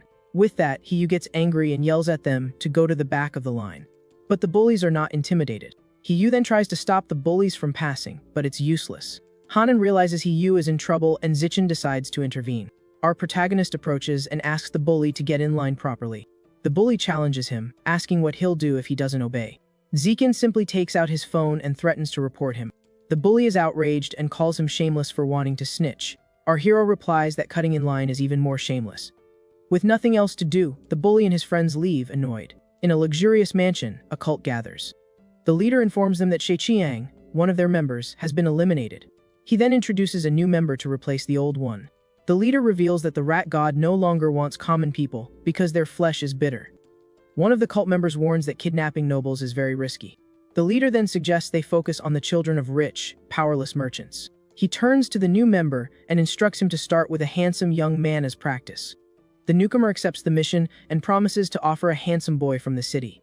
The next day, Yu tells Zijin that the guys who cut the line were from the second-year elite class. Our hero then says that good grades don't mean they are good people. Shortly after, Zichen receives a notification about another disappearance. He reads the news and discovers it's the 5th case of a wealthy heir going missing. Our protagonist suspects these disappearances are linked to the rat god cult. The day of the challenge arrives and Zikin's class prepares to face the elite class. The bullies from the line look at Yu with contempt and flip him the bird. Unfazed, Yu responds with the same rude gesture, further angering the bullies. The first fight begins, and Shen Qingyan from Zikin's class steps into the ring. Her opponent lunges into an attack with a flying kick. The blow hits Shen Qingyan squarely, throwing her back violently. The girl tries to defend herself, but the senior is too strong and throws her to the ground. Shortly after, other students from Zikin's class enter the ring, but they are all defeated. The brown-haired girl lands a strong kick on another student, knocking her out. No student from Zikin's class manages to even land a single blow, until a shorter, more muscular classmate steps into the ring, but is easily knocked out. Shortly after, a red-haired senior enters the ring and quickly takes control of the fight. In less than 10 minutes, she defeats 9 people from Zikin's class, including 3 boys. Now only 4 students remain in Zikin's class: Zikin himself, Yu, Lu Gang, and Wang Shuji. My elite class has only lost 5 female students and still has 36 students left. Wang Shuji realizes the difference in strength is too great, and the situation is desperate. He then calls Yu and asks if he can defeat the remaining 6 girls. Yu confidently replies, "Easy," and steps into the ring ready for the fight. He imagines himself fighting the girls and beating them all with a smile on his face. With a single move, Yu takes down the first girl and yells that it's handled. The boy does not disappoint, and with some effort, he knocks out all 6 girls in the ring. Soon after, one of the bullies who cut the line steps into the ring to face Yu. The bully taunts him and asks if he's ready to perish. Yu calls him rude and says he's going to get revenge for him cutting the line. The bully charges forward to attack, but Hiyu is caught off guard and takes a strong punch to the stomach. Hiyu kneels in pain, impressed by the speed and force of the blow. The bully taunts him, saying he's weak and should admit defeat. The bully then tries to kick him, but Hiyu gets up and pushes him away. He then lands a strong kick on Hiyu, knocking him to the ground. Hiyu then tumbles out of the ring. Hiyu falls to the ground defeated and admits he let his guard down because of his desire for revenge. With that, the bully challenges Zichen to a fight since he likes to meddle. Our hero accepts the challenge and leaps into the ring. Zichen thinks this is the perfect chance he's been waiting for to fight. His classmates encourage him and ask him to avenge Hiyu. The bully then runs towards Zichen. The bully then throws a kick at the protagonist. Our protagonist defends the extra's blow with just one hand. And with a single blow, our hero throws the extra to the ground. The extra lies unconscious on the floor. Zichen steps over him just as he did to Hiyu. He then kicks him out of the ring. They can't believe that Chiayu, one of the top 5 in their class, was defeated instantly. The elite class representative realizes that Zichen was hiding his true strength. Hiyu's classmates are shocked and wonder if our hero is even human. Zichen then faces the rest of the elite class and asks who's next. The students are terrified and back away, afraid of our protagonist's power. 30 minutes later, all 29 remaining students from the elite class have been defeated. Our hero looks at the system and sees that he has eliminated 119 opponents out of 1,000. He decides he can no longer follow the school rules because his strength is far superior. On Monday, our hero goes to the principal's office to make a request. Zichen asks to hold a personal challenge with rewards against the entire school. The principal is shocked by the request and questions Zichen's audacity to challenge the whole school. Our hero then says he can prove his strength and asks the principal to go to the gym with him. That the two head to the gym so our protagonist can show his power. The principal questions him about why they are there so late. Zichen takes off his jacket and replies that it's to demonstrate how strong he is. She gets flustered and asks our guy to wait, imagining he's going to show off for her. But he just grabs the bench press bar without paying much attention to her. Our protagonist quickly lifts the 700-kilogram bar with just one hand. The principal is completely shocked. She realizes he is stronger than the most powerful student in the school's history. The principal then agrees to Zichen's request and says she will organize the challenge. Our hero reminds her to include rewards to motivate the other students. He suggests 2 types of prizes, one for participation and another that accumulates with each challenge. The principal likes the idea and assures him she will do everything as he said. Zichen then asks her to keep his strength a secret, and the principal agrees. Later in the principal's office, she reviews the details of the challenge with our protagonist. She presents the final plan, and our hero thanks her for her hard work. The principal replies that it was no trouble at all, with a seductive look in her eyes. Meanwhile, 2 teachers enter the room and are confused. Wonder why the principal, who is always serious, is acting so friendly. The teacher is shocked to see the principal treating Zichen so specially. The day of the challenge arrives, and a crowd gathers in the gym to watch. The principal introduces our hero and explains the rules and prizes of the challenge. The students are outraged and start booing Zichen, calling him arrogant. Our hero then announces that he will defend the ring every day during lunch. At night, in another part of the city, the streets are crowded. A young blonde man named Wu Tianqing walks alone on the sidewalk. 2 girls approach him and invite him to a bar for drinks. Wu Tianqing coldly rejects them and sends them away. They call him boring and leave, saying he'll die alone. He complains that he just wants a handsome guy but hasn't found anyone who pleases him yet. Wu Tianqing worries about failing his mission and being punished by the cult leader. He thought about kidnapping a celebrity, but they are always surrounded by security guards. As a newcomer to the rat god cult, he knows he's not capable of that. Suddenly, he sees our hero Zichen running down the street while exercising. Wu Tianqing is impressed by our protagonist's good looks and finds him perfect. He realizes he has found his target and that luck is finally on his side. With a wicked smile, he decides that Zichen is the perfect victim for the sacrifice. Our hero enters a deserted alley, and Wu Tianqing follows him stealthily.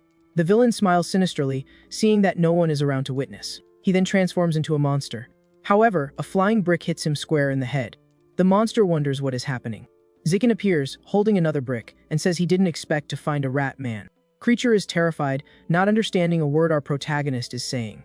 Without even time to react, the monster falls to the ground. Our hero is confused, wondering if the followers of the rat god are really this weak. He decides not to overthink it and absorbs the life essence from the body. Our guy complains because the essence only increased his progress by 1%. He understands that for safety, he will no longer go out for runs at night. After all, not all cultists are as weak as the one he just defeated. The stronger ones can even resist bullets after mutating. The next day, Zichen watches the news and finds out the cult has been annihilated. He is surprised to hear that the rat god sect has been completely eradicated. The report shows that the person who defeated the cult leader was a woman. She was an advanced, level-evolved being with the appearance of a dark angel. The news reports that the operation lasted only 30 seconds and was a crushing victory. Our hero is impressed by the power of a higher-level organism. Meanwhile, in the city, we see the lights of a building. One man asks another if he has any news about Tianqing. He replies that the boy is still missing. The redhead complains that the elite force sent to source number 36 has vanished. The blue-haired man says the situation there is stable, otherwise he wouldn't be here. The redhead praises him, saying the Rat King was a formidable opponent. But for a high-level genius like him, it was just small fry. He then invites his colleague to give a lecture at his old university. The redhead says that giving a motivational speech to the freshmen is also part of the job. Then we see a dark, deep cave. Says the creature first ate beggars and then moved on to younger people. Soon after, it began to devour people of status who lived in luxury.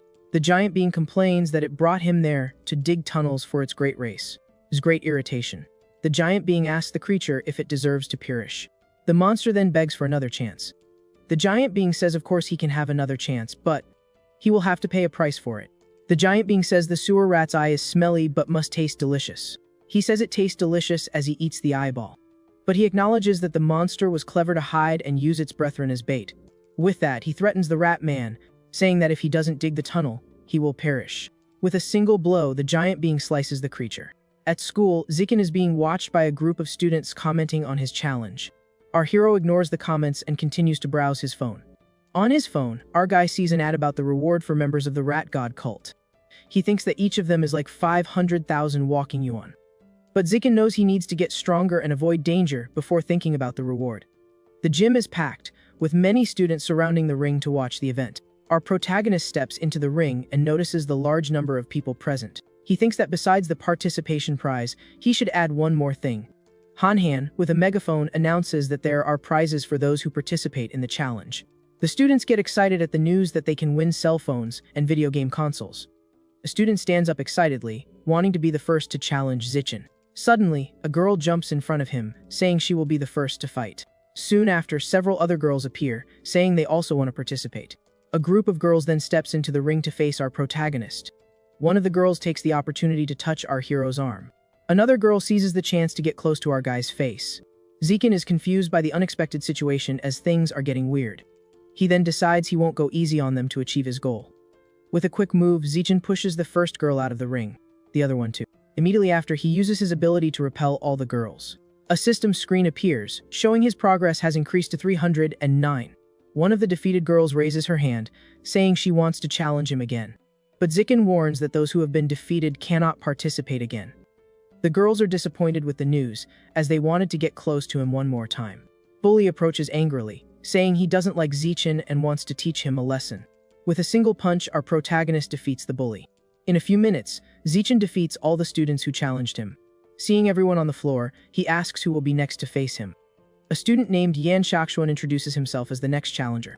The other students are surprised to see the famous Yan Shaoxuan from the elite class. Everyone comments that he was once defeated by a senior in the past. Yan Shaoxuan says that just like Zikin, he used to be arrogant too. He claims he will teach our hero that there will always be someone stronger. While the senior is giving his speech, Zichen asks the teacher if the fight can begin. Before the guy could even finish speaking, our protagonist attacks him. With a powerful blow, our hero sends his opponent flying. Zichen cleans his ear and says that finally everything is quiet.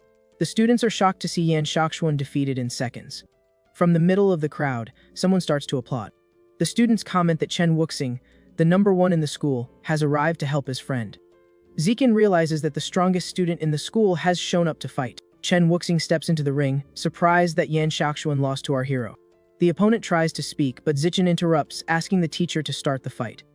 The annoyed senior decides to attack first and make the protagonist listen to him later. The two exchange a powerful blow, creating a huge impact. Zichen apologizes but says he's in a hurry and launches his opponent into the air. Chen Wuxing is shocked by our protagonist's strength as he is thrown. The audience is in shock to see the strongest student defeated so easily. Our guy then points to the crowd and calls someone to fight. He picks a random student, saying he hasn't fought yet. Zichen encourages the guy, saying that if he participates, he'll have a chance to win prizes. With just a touch, our protagonist defeats the student. The other students get excited, realizing it's not shameful to lose to someone so strong. So everyone starts getting into the ring to fight and try to win the prizes. With just a tap on the head, Zichin defeats another opponent. He continues to defeat all the students who enter the ring, one by one. The system informs him that the achievement of eliminating 1,000 opponents has finally been reached. Zichin is happy to have finally completed his goal. With the achievement, Zichin receives a new ability that increases the damage he deals. He then ends the challenge and jumps out of the ring while the girls lament the end of the event. A hand finds him and they leave the gym. Begins to empty. The protagonist goes to the principal's office. The principal congratulates our protagonist on becoming #1 in the school. She finds it impressive that he even took down Chen Wuxing. Zichin replies that he only hid a little of his power. Our protagonist then asks about the real combat training room. She explains that the room can be used at any time, but cannot be opened to the public, and she agrees to let them use the place. She gets closer and whispers for him to be careful not to hurt anyone. Our guy is confused by her warning and doesn't understand what she meant. He and Hanan leave the room and walk down the hall together. Our hero holds a key, thinking that now he can discover Han's abilities. Han then calls him, saying she has a favor to ask. Hanan explains that she has entered a singing contest and needs help practicing. She asks our hero to practice with her at night, and he agrees. The girl gets super excited and runs off, celebrating. Zichin is happy for her and hopes she gains confidence from the contest. At Han's house. In the next room, her parents are listening, and the father is worried about them being alone. But his wife scolds him, saying they are childhood friends and it's none of his business. She tells him not to meddle in their affairs. The father agrees, afraid of her, and says he won't say anything more. Our protagonist overhears her parents' argument. After a while, Zichin says they've practiced enough and need to study. He also reminds her that the next day they have swimming class at school. Hanan says goodbye to him at the door, and he leaves. After he leaves, she thinks about the swimming class, all embarrassed. She then goes to her closet to choose a swimsuit to wear. She is undecided between a one-piece and a bikini. Hanan feels embarrassed at the thought of wearing the bikini, but she imagines them at the pool and gets even more embarrassed. She then decides to wear the bikini since only Zichin will be there and puts it in her bag. Day at school. Are here alone by the pool, waiting for Han. He's already ready in his swimming trunks. The pool's cameras are all covered. Zichin hears Hanan calling him and turns around. He is surprised to see Han coming out of the locker room in a bikini. She approaches him, asking if she kept him waiting long. Our protagonist tells her to be careful not to slip, but inside he is impressed. Zichin invites her into the water to start their training. The two then dive in and start swimming together underwater. Underwater, the protagonist holds her hand. Hanan looks at Zichin underwater. She gets closer to him and hugs him. The girl points upwards, signaling that she wants to return to the surface. The protagonist then holds her and starts to ascend. When they surface, he asks what happened. Hanan says, surprised, that the water felt strange passing through her body. She shows her hands to prove what she's saying. The water simply passes through her hands as if it weren't solid. She then asks our hero why water is leaking through her body. Our MC gets serious, realizing this must be her superpower. With that, he asks to take a look at his friend's hand to be sure. He holds the girl's hand and confirms that water is indeed passing right through it. So, Zichin suggests they need to check if other parts of her body do the same thing. The girl agrees with the idea, looking super embarrassed by the situation. Lying on a lounge chair, she calls our hero's name very timidly. He starts splashing water on her to test it out, while she asks if it's going to take long. After testing a few times, our boy concludes that her body seems to be normal. He then tells her that it looks like, for now, only her hands have this power. Hanan asks if her problem could be related to this ability, and he agrees. Our hero then tells her to let him know the next time she feels like she can't hold it in. He gets flustered and asks her to check if other parts of her body have the same sensation. Zichin then thinks to himself that he almost came off as a total creep. Hanan then realizes she's not useless but a super user with water powers. She thinks that one day, with her powers fully developed, she'll be able to stand by our hero's side and be his ideal partner. Our hero goes into the city to buy more beast meat. Arriving at the market, a clerk greets him and welcomes him in. At that, our protagonist places his credit card on the counter. He then says he wants to buy 100 pounds of gray eagle meat. The woman takes the card and the delivery address, looking surprised by the order. As she watches him leave, she wonders what kind of young master would be so generous. The clerk then fills out the order and mentally begs for a good review. In a warehouse, he thinks that with the money from his novel, he managed to save up 210,000. He sees that the money was enough to buy the giant eagle meat. With that, our boy can hardly wait to see what surprise the codex will bring him. The system notifies him that he has devoured the eagle's life source, and the codex is at 100%. A giant eagle appears in his mind, flying over a sea of crystals. The image of the eagle then dives toward the water in a swift attack. In his mind, we see the eagle attacking and capturing a giant squid with its talons. The system then congratulates him for unlocking the codex and gaining the a sky eye attribute. This ability drastically increases his field of vision and his ability to track movement. With that, our hero's eyes now glow with an intense golden color. He tests his new power and can see the entire city all at once. His vision is so precise that he can focus on a single person in the middle of a crowd. He's blown away because he can even read what's on someone's phone screen from a distance. After testing his new ability, our protagonist heads back home. As he walks in, he's surprised to find his parents watching TV in the living room. On the news, the report shows a winged monster that caused hundreds of casualties. A man is giving a speech, saying that genetic fusion is the wrong path for human evolution. But another man interrupts him, saying that regular martial artists can't be trusted. The protagonist's father comments that genetic fusion users are like ticking time bombs. His mother says that government control is strict and the chance of accidents is small. The father then says the biggest problem is that genetic fusion causes infertility. The protagonist's mother looks at him, surprised to realize he overheard their conversation. She then gets all flustered for being caught talking about adult stuff in front of her son. So, the mom changes the subject and invites our boy to have dinner since he's home. During dinner, Zikin mentions that the school is having a singing competition and that Han signed up. Excited, the father says the whole family will go to cheer for her, as they consider her a daughter. Our hero agrees with the idea while eating his meal peacefully. On the day of the competition, a crowd gathers in front of the stage to watch the performances. Our boy's parents are in the front row with a banner, enthusiastically cheering for Han. Backstage, Zichen helps his friend get ready for her performance in an empty classroom. Very carefully, he starts applying makeup to the girl's face for the show. Hanan gets embarrassed and asks why he's looking at her like that. With a smile, our protagonist replies that it's because she's very beautiful. The girl gets completely flustered and blushes at her friend's compliment. Suddenly, a classmate shows up at the door and asks if the two are done flirting. Han denies everything, saying she only asked for help because he's good with makeup, but the classmate doesn't buy it. Our hero then thinks to himself that it never hurts to have a lot of skills. The classmate then announces that they're up next, after 2 more performers. With the warning delivered, the girl leaves the room and closes the door.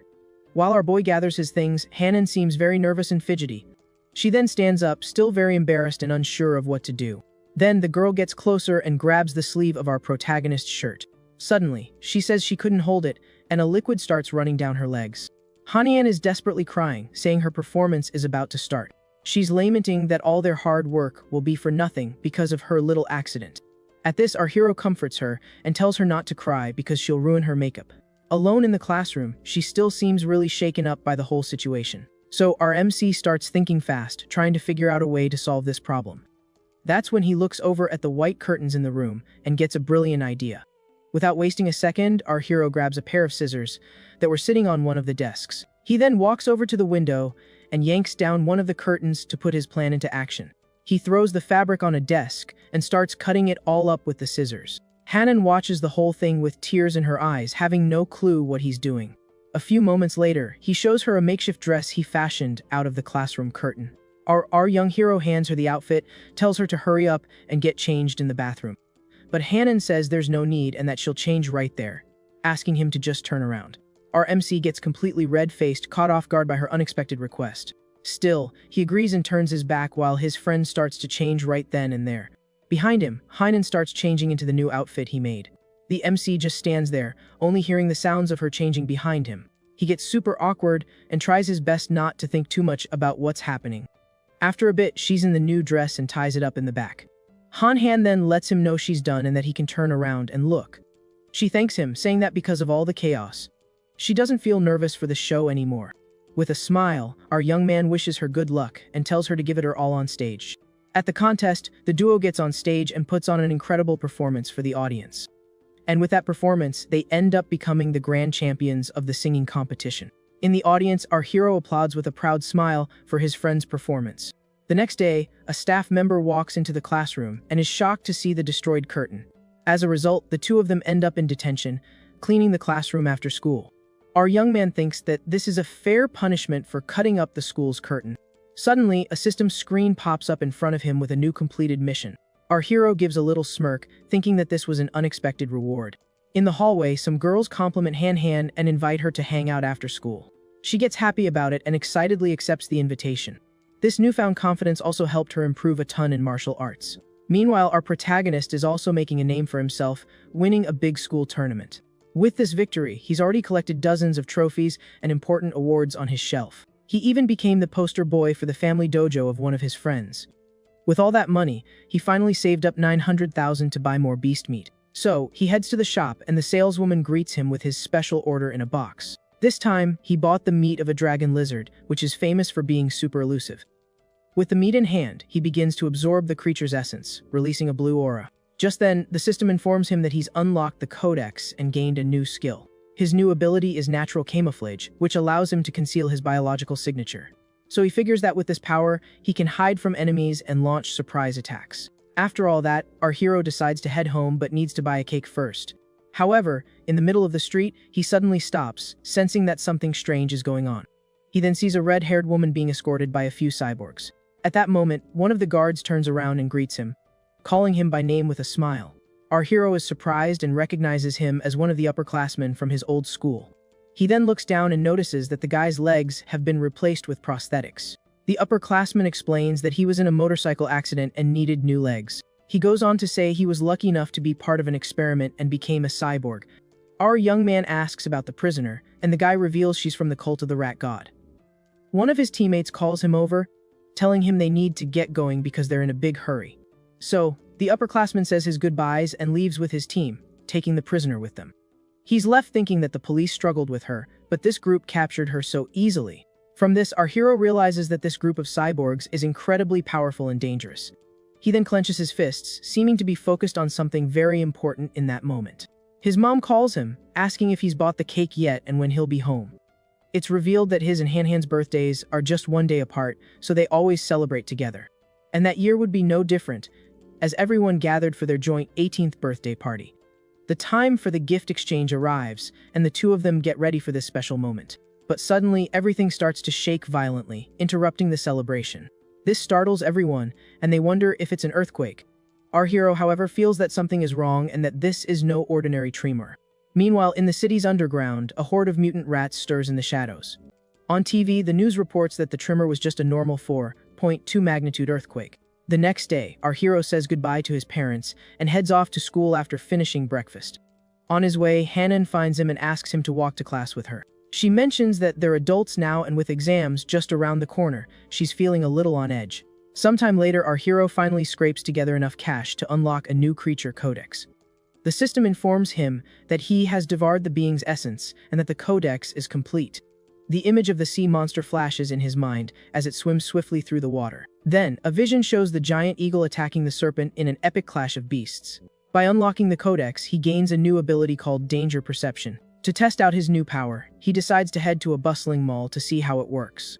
At the market, he notices that most of the people around him are of a common biological level. With that in mind, our MC has already decided on his next target to unlock another ability. He spots some special frog meat but realizes the price is insane, costing 100,000 per serving. Our boy then figures he's going to need a way to make more money after the exams. The scene cuts to a government building, showing the office of the Secretary of Education. We see the university's vice, dean, and the Secretary of Education, a total boss of a woman. A man then briefs Yuan Dongxi on the educational situation in the province. Yu then asks about the situation at Source 36, and the man reports that everything is stable. She dismisses him, saying he can get back to his other duties. The man bows respectfully and exits the room, closing the door right behind him. Alone in the room, Yuan thinks to herself that it's been many years since she last took on a new disciple. She then walks over to the window and looks out at the beautiful seascape. The martial arts exams last for 9 days, and the first is a written test in the morning. In the afternoon of the first day, the students go through a physical fitness test. In the next part of the test, the students have to show off their full strength by lifting massive weights. From the 2nd to the 8th day, all students are taken to a forest for a survival test. On the 9th and final day, the gene fusion and mechanical modification test is held. Today is June 7th, the first day of exams for the high schoolers. Our hero walks hand in hand with Han-Han. A moment later, Hanan gently tugs on our boy's sleeve. Han-Han confesses she's super nervous and scared that she'll mess up during the exam. But with a confident smile, our hero looks at her, trying to calm her down. Then he pulls her into a tight hug and tells her not to worry about it. He says that she studied really hard and that everything's going to be just fine. Han-Han feels better, and they promise to do their best on the exams. In the classroom, our protagonist breezes through the written test with no problem at all. He finishes way before time is up and decides to brainstorm plot points for his novel to kill some time. After the test, he sees Han Han in the hallway and wonders if she didn't do so well. Walking up to her, he says that just passing is good enough, but she tells him she did fine. Our boy then asks why she has such a sad and worried look on her face. Bright red, she confesses she had a little accident, and quickly dashes off to the restroom. During the physical test, our hero lifts over 2,000 pounds with just one hand. The other students are floored by his 5.12 second time in the 100-meter dash.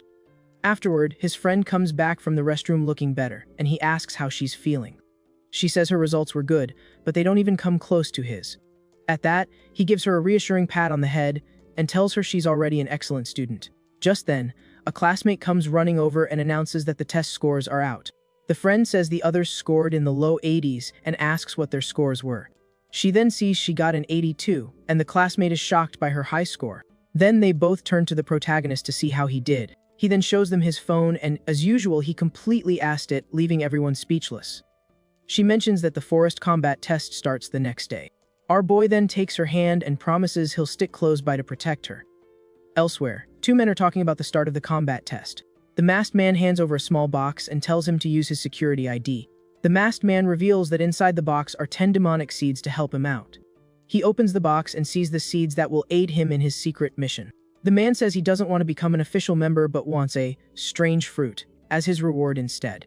Masked man then says that this so-called fruit will only help him evolve up to level 7. The man seems to mull over the masked man's proposal, weighing his options. Then he agrees, saying that becoming an official member of the organization is a better deal in the long run. On a misty road, a convoy of buses takes students to the site of the forest practical exam. Inside the vehicle, Zikin wakes up Han Han, who was sleeping on his shoulder, because they finally arrived. The waifu awakens, still a bit drowsy, and asks if they're really at the exam location already. Following instructions, the pair gets off with the other students and heads to the meeting point. In an open area, they learn the rules, which involve finding numbered tags in the forest to score points. The announcement also mentions dangerous beasts that serve as a way for elite students to get extra points. It's stated that cooperation is allowed, but stealing tags from others is also part of the competition. Immediately, some students start forming teams, with one extra using his rich dad as leverage. But the supervisor puts a stop to the open team ups, reminding everyone to be a little more discreet. Meanwhile, a group of girls tries to convince Zikin to join them, but he bluntly turns them down. Soon after, another student approaches the pair, asking if he could buy some of their food. Being a good guy, our MC just tosses the kid some snacks and says it's on the house. The young man gets excited and introduces himself as Hong Jumping, suggesting they team up for the exam. However, our hero turns down the offer too, leaving his new acquaintance a bit surprised by the rejection. With that, the rando just thanks him for the food and walks away to join the rest of the crowd. Hanan finds it odd that Hong Jumping asked for food with so many stalls nearby. Zikin then explains that the guy's real intention was to hit on her, which makes the waifu all flustered. With time running out, our protagonist takes his friend's hand, and they head into the forest for the test. To help his partner get her bearings, they decide to start around the edges of the forest. And so the duo begins searching for scoring tags in the safest part of the area. To speed things up, our hero activates his SKI ability, and his vision is enhanced. With this technique, he can scan a huge area, seeing every detail of the environment. He points out a tag at the top of a tree, and his friend leaps up nimbly to grab it. The purple-haired girl manages to snag the one-point tag and reports her success. Using his special sight, the guy locates several other hidden tags nearby. In no time, they manage to gather a bunch of scoring tags without much trouble. Hanan gets super excited and hugs Zikin, impressed by his knack for finding everything. Suddenly, they look ahead in surprise as someone appears in their path. It was Hong Jumping, the same extra they had met just before the exam started. The young man shows off his tags, saying he has 28 points and wants to repay their kindness. The extra is actually eyeing Han Han and proposes they team up to split the points evenly. But Zikin sees right through him and says that if he really wants to return the favor, he should just hand over all of his tags. The guy is shocked and furious at our protagonist's bold proposal. He gets ready to attack, yelling that our hero is asking for it. Then the young man charges straight at Zikin, ready for a fight. With a smirk, our hero agrees that he really has gone too far with his attitude. Effortlessly, the protagonist blocks the blow and counters with a punch straight to the gut. The impact is so intense that the extra doubles over, cuffing hard from the force of the blow. After that, the pair takes the knocked out guy's tags and casually continues on their way. Waifu asks worriedly if he'll be okay, but Zikin tells her to chill, saying he barely used any force. Over the next few days, the duo continues to explore the forest while our protagonist trains his friend. He even teaches her how to use a bamboo stalk as a weapon to hunt a wild boar that showed up. The two also take the opportunity to gather some fruit to eat during the survival test. On top of that, they teach a lesson to some bullies who tried to steal their stuff. And just like that, the pair moves through the forest challenges, leaving a trail of defeated extras in their wake. During a downpour, the duo takes a moment to rest, and the waifu falls asleep on our hero's shoulder. When the rain stops, they finally reach the central part of the forest, which is a dangerous beast zone. But upon entering the area, they only find traces of a battle, and Han notes that the beasts are already gone. Han says it's a total bummer, because he could have been labeled a genius. Hearing this, our hero gives her a gentle pat on the head and tells her that title isn't such a big deal anyway. He then takes her hand and says it's about time they headed back for the next test. Our guy figures it's best to just help his friend train, especially since the whole place is crawling with cameras. After the combat test wraps up, the next step is the genetic fusion compatibility test. All the students are bussed out to a massive research institute on a remote island. As they arrive, an instructor barks at them to get off and find their designated testing window to line up. Inside the lab, the students wait around while one of them gets their blood drawn. This gets our MC wondering, asking if the reagent in those vials is the one used for the fusion test. A classmate explains that the gene from that specific jellyfish is highly compatible with the human body. The test involves drawing a fresh blood sample from each student. The blood is injected into the jellyfish reagent to trigger a chemical reaction. Based on the level of that reaction, they determine if the student is a suitable candidate for genetic fusion. One of the classmates mentions he really hopes to pass, because he does not want to take the mechanical enhancement test. A girl agrees, saying that test is super painful since they literally implant stuff into your body. On the day of the genetic test, all the students are on edge, hoping they'll make the cut. Our hero's friend is one of the first to have her blood drawn for analysis. As they all sit in the waiting room, our guy comments that the results should be out in about an hour. Before long, people start murmuring about the results as they come in. Some are celebrating, others look crushed, but nearly everyone's results are delivered. Our MC remembers that prodigy from Kyoto who scored 16% and figures he can probably pull off around 20. Anxiously, his friend turns to him and says that waiting for the final result is making her super nervous. With that, the young man comforts her, saying it's normal to be nervous and that they'll get through this together. She then sees her result, 10%, and is floored that it's enough to get into one of the top schools. At the same time, other students get their results, either cheering or grumbling about their scores. Our guy then tells his friend that their results must be out by now, but she's too scared to look and asks him to check her result for her later. He agrees and pulls out his phone to check his own score first. On the phone screen, his result pops up, and to everyone's surprise, he scored 15%. His friend is ecstatic with the result and gives him a huge hug, celebrating his achievement. Our guy, however, is a little let down by his 15%, realizing that physical strength isn't the only factor in this test. He then turns to his friend and lets her know it's her turn to check her results. Their other friend tries to calm her down, remarking that if even she managed a good score, then Han definitely will too. And when he glances at the result, his jaw drops. Everyone nearby crowds around the phone, completely stunned. The phone shows that his friend achieved an incredible score of 21% compatibility. We now cut to a building, the State Education HQ. Pretty big deal. In the conference room, a bunch of VIPs are gathered. Yuan Dongshi announces that the test results are in and tells everyone to take a look. The screen displays our hero's file with his 15%, and everyone hails him as the top scorer. With that, everyone in the room starts congratulating the school's principal. She thinks to herself that, just when they thought he was the best, the very next result left them all speechless. Suddenly, the protagonist's friend's file appears with 21%, casting a complete silence over the room. The teacher is baffled, as the girl had always seemed like an ordinary student and just a friend of the protagonist. Dongshi then stands up with a serious look and asks, "So what's the deal with this girl?" The other teacher says the girl's performance is usually average and wonders if the result wasn't just a fluke. Lets out a sigh. She then decides she needs to go and check this situation out for herself, personally. Meanwhile, back at the testing center, the other students can't believe the 21% result. Hanan herself, in total shock, asks her friend how she could have possibly gotten that score, thinking it must be a mistake. But our protagonist assures her he doesn't think it's a mistake and takes her hand to calm her down. He whispers that she has an affinity for water, and the test used an aquatic beast, which is why her score was so high. With a sparkle in her eyes, Han realizes he's right and cheers. "I'm a genius." She then looks at him, beaming, and thinks to herself that she's finally worthy of standing by his side. Suddenly, someone shouts for everyone to look outside. Through the window, they see a gigantic wave forming in the sea with a person standing on top of it. This is Yuan Dongxi, floating above the water, leaving everyone completely astonished. All the students freak out, wondering if she's about to attack them or something. Touches down. The students immediately bow, since she's the vice principal. Everyone starts whispering about her genetic fusion with dragons, which is why she can manipulate water however she wants. Yuan Dongxi stares down Hanan and asks if her name is Shen Qingyan. Hanan's nervous but confirms that's her. With that, the vice principal orders them to draw her blood 3 times to redo the aptitude test. A little while later, her friends start to worry, because drawing 3 vials of blood is definitely not a normal procedure. Just then, one of the scientists shows up and asks Hanan to follow him to a room. When she gets there, the girl finds the vice principal sitting at her desk. Yuan Dongxi smiles and announces that the test results are finally in. She gets closer to Hanan and says she can't believe that all 3 results came back at 21%. So, the vice principal cuts right to the chase and says she wants to make Hanan her disciple. Hanan is completely floored by the offer and wonders if she heard that right. To prove her point, the woman shows off her ability to manipulate water.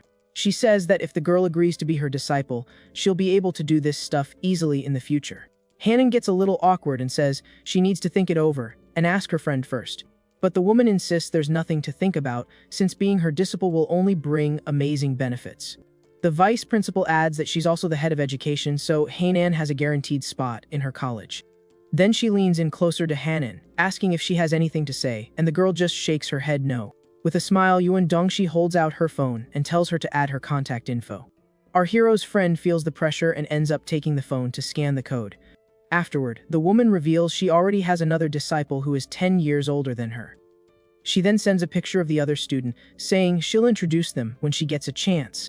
The photo shows a girl who looks just like Beishu, holding a spear in a super creepy forest. Hanan's jaw drops because the girl in the picture is the spitting image of her childhood friend, Beishu. Burning with curiosity, Hanan asks her new master what her senior's name is. Yuan Dongxi replies that her name is Luo Qiangxu and asks if Hanan knows her. Hanan explains that she had a friend named Beishu who looked a lot like the senior, but she moved away a long time ago. Her master finds the coincidence unbelievable and dismisses the idea right away. She then mentions that Hanan's genetic compatibility is ridiculously high and she wants to do a full check up on her later. The master places a hand on Hanan's chest, and a brilliant golden light begins to shine. The vice principal is shocked by what she feels. She totally wasn't expecting that at all. She finds the whole situation incredibly strange and can't figure out what's going on. Hanan asks if something is wrong with her body, and the woman replies that everything is F2 normal. To protect her, Yuan Dongxi says she's going to alter the results to 16%, and the girl agrees. With everything settled, the master says it's getting late, and that Hanan can head on home. Our hero's friend then says goodbye to her new master. The door closes. Alone in the room, the vice principal sits down and pulls out her phone to make an important call. She tells her dad that she has accepted the girl with 21% compatibility as her disciple. The man on the other end of the line says she did an excellent job, and that this student will bring them incredible rewards. He warns her to keep the girl's talent a secret, and Yuan Dongxi agrees with her father. Our protagonist is taking Hanan home and thinks it's weird that she managed to snag a master out of the blue. Our guy decides to just wait and see what happens. If the woman has bad intentions, he'll deal with it. He adds that if the master turns out to be a bad person, they'll just cut ties, and Hanan agrees. When they get home, their moms greet them happily and suggest going out to a restaurant to celebrate. So, the two families head to the restaurant, where the moms gush about how great Hanan did on her exams. At the restaurant, everyone raises a glass to celebrate the duo's achievement. After dinner, they say their goodbyes in the parking lot and promise to get together more often. Night falls and a full moon shines brightly in the sky. Back at our guy's apartment, there's a knock at the door. Our hero's mom goes to answer the unexpected knock. It's Hanan wearing her pajamas. Her mom asks, "Here for another sleepover with my son?" Hanian tells our hero's mom that she needs to talk to her son about something really important. Hearing this, she runs to the protagonist's room, blushing like crazy, while his mom flashes a very suspicious grin. The woman then wonders if her son's childhood friend is finally going to confess her feelings to him. Meanwhile, Hanan knocks on the hero's door, saying she has something super serious to talk to him about. Our hero then opens the door, looking sleepy, and asks her what's going on. Hanan walks in and explains that it's about the master she met earlier, which catches him by surprise. Sitting on the bed, she tells him that her new mentor gave her a full check up but didn't find anything special. She says her issue with not being able to hold back wasn't even detected by the powerful woman. Our hero then wonders how a master who can control giant waves couldn't see the secret her body holds. He then warns her that, for now, no one else can know about this, as the consequences would be unpredictable. Hanan agrees with a smile and says she'll do whatever he tells her to. She then remembers something else and says her master mentioned that she has an older apprentice sister. Han shows him her phone and says the picture of this senior looks a lot like her childhood friend, Beishu. Our hero takes the phone and agrees they look alike, but says their auras are totally different. He then zooms in on the picture and asks if she knows where it was taken, pointing out the background. Han says she doesn't know, but that she'll ask her new mentor. On the phone screen, the master replies that the place is called the Land of the Source, and that she'll find out more when she's strong enough. Han then says she only found out the name of the place and couldn't get any more information. So, the protagonist sits down next to her and says they'll just have to worry about it in the future. The two then lie down on the bed, and he continues to research the location on his phone. But Han seems to be thinking about something else entirely, with a serious look on her face.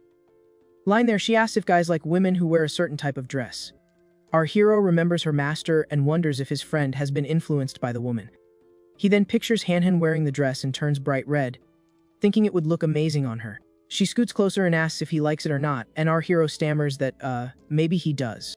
She gets even closer and asks about stockings, leaving the protagonist completely confused. She pushes him down on the bed, and all flustered, he answers that he prefers black or white ones. With a smirk, she grabs her phone and starts ordering the clothes, leaving our hero totally clueless. But suddenly, a knock on the bedroom door completely shatters the mood between them.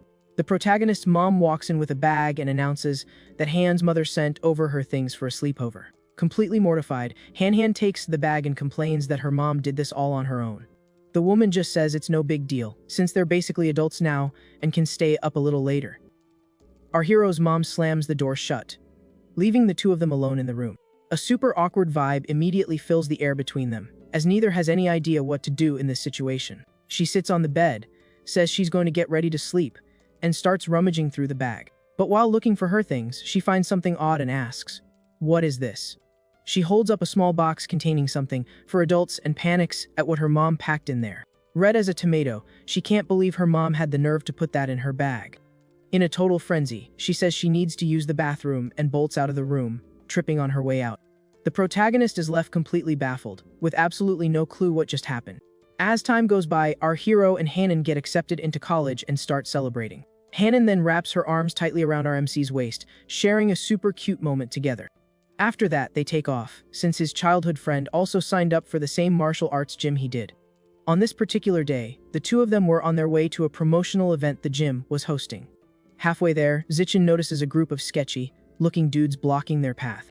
Then, a man dressed differently from the rest approaches and asks if he's the student, Zichin. Our boy stops his bike and, completely confused, asks who these people are. The man introduces himself as the dean of the Shanghai University Martial Arts Academy, and he adds that he's there today as a representative of a group called the Tianren Pavilion.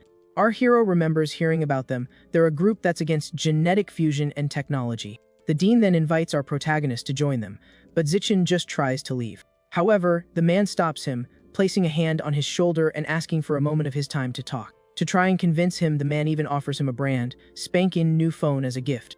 Over coffee, the man explains that his group research is pure, unmodified human potential. Their goal is to break through common limits to evolve and become rare or even mythical beings.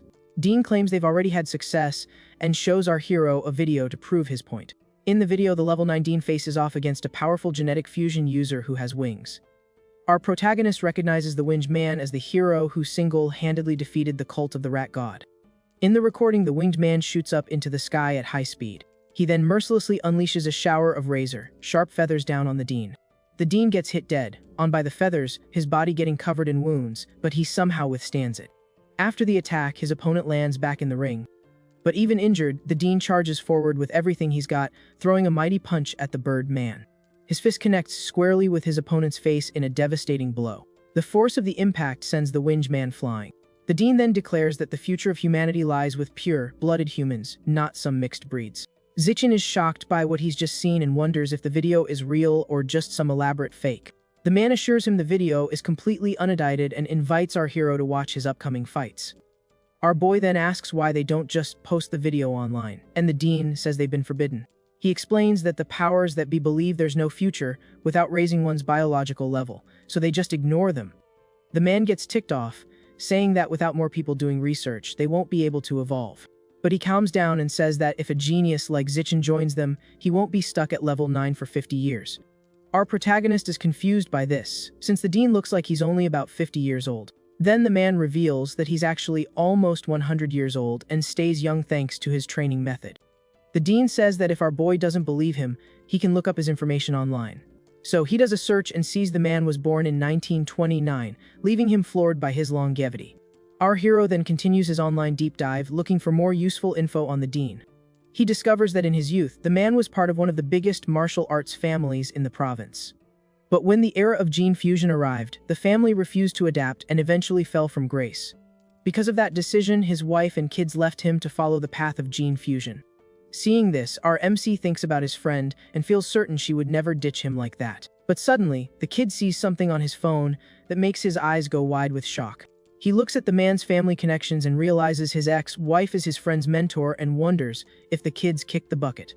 Our hero then looks at the dean sitting in front of him, thinking there's more to this old dude than meets the eye. The man then brags, saying his long life is proof that pure humans have a great future ahead of them. He then stands up dramatically and yells that humans can surpass the heavens if they just push themselves. He explains that gene fusion only borrows power from beasts, which is why its users will never truly overcome them. With a serious look, the man says that one day, humanity won't be able to hold back the beasts and will be wiped out. He then brings up cyborgs, saying they also use materials from beasts and, for that reason, will never surpass them either. The dean clarifies that his group isn't against gene fusion, but against putting all their eggs in that one basket. With that, he invites our MC to join his group and fight for the future of humanity.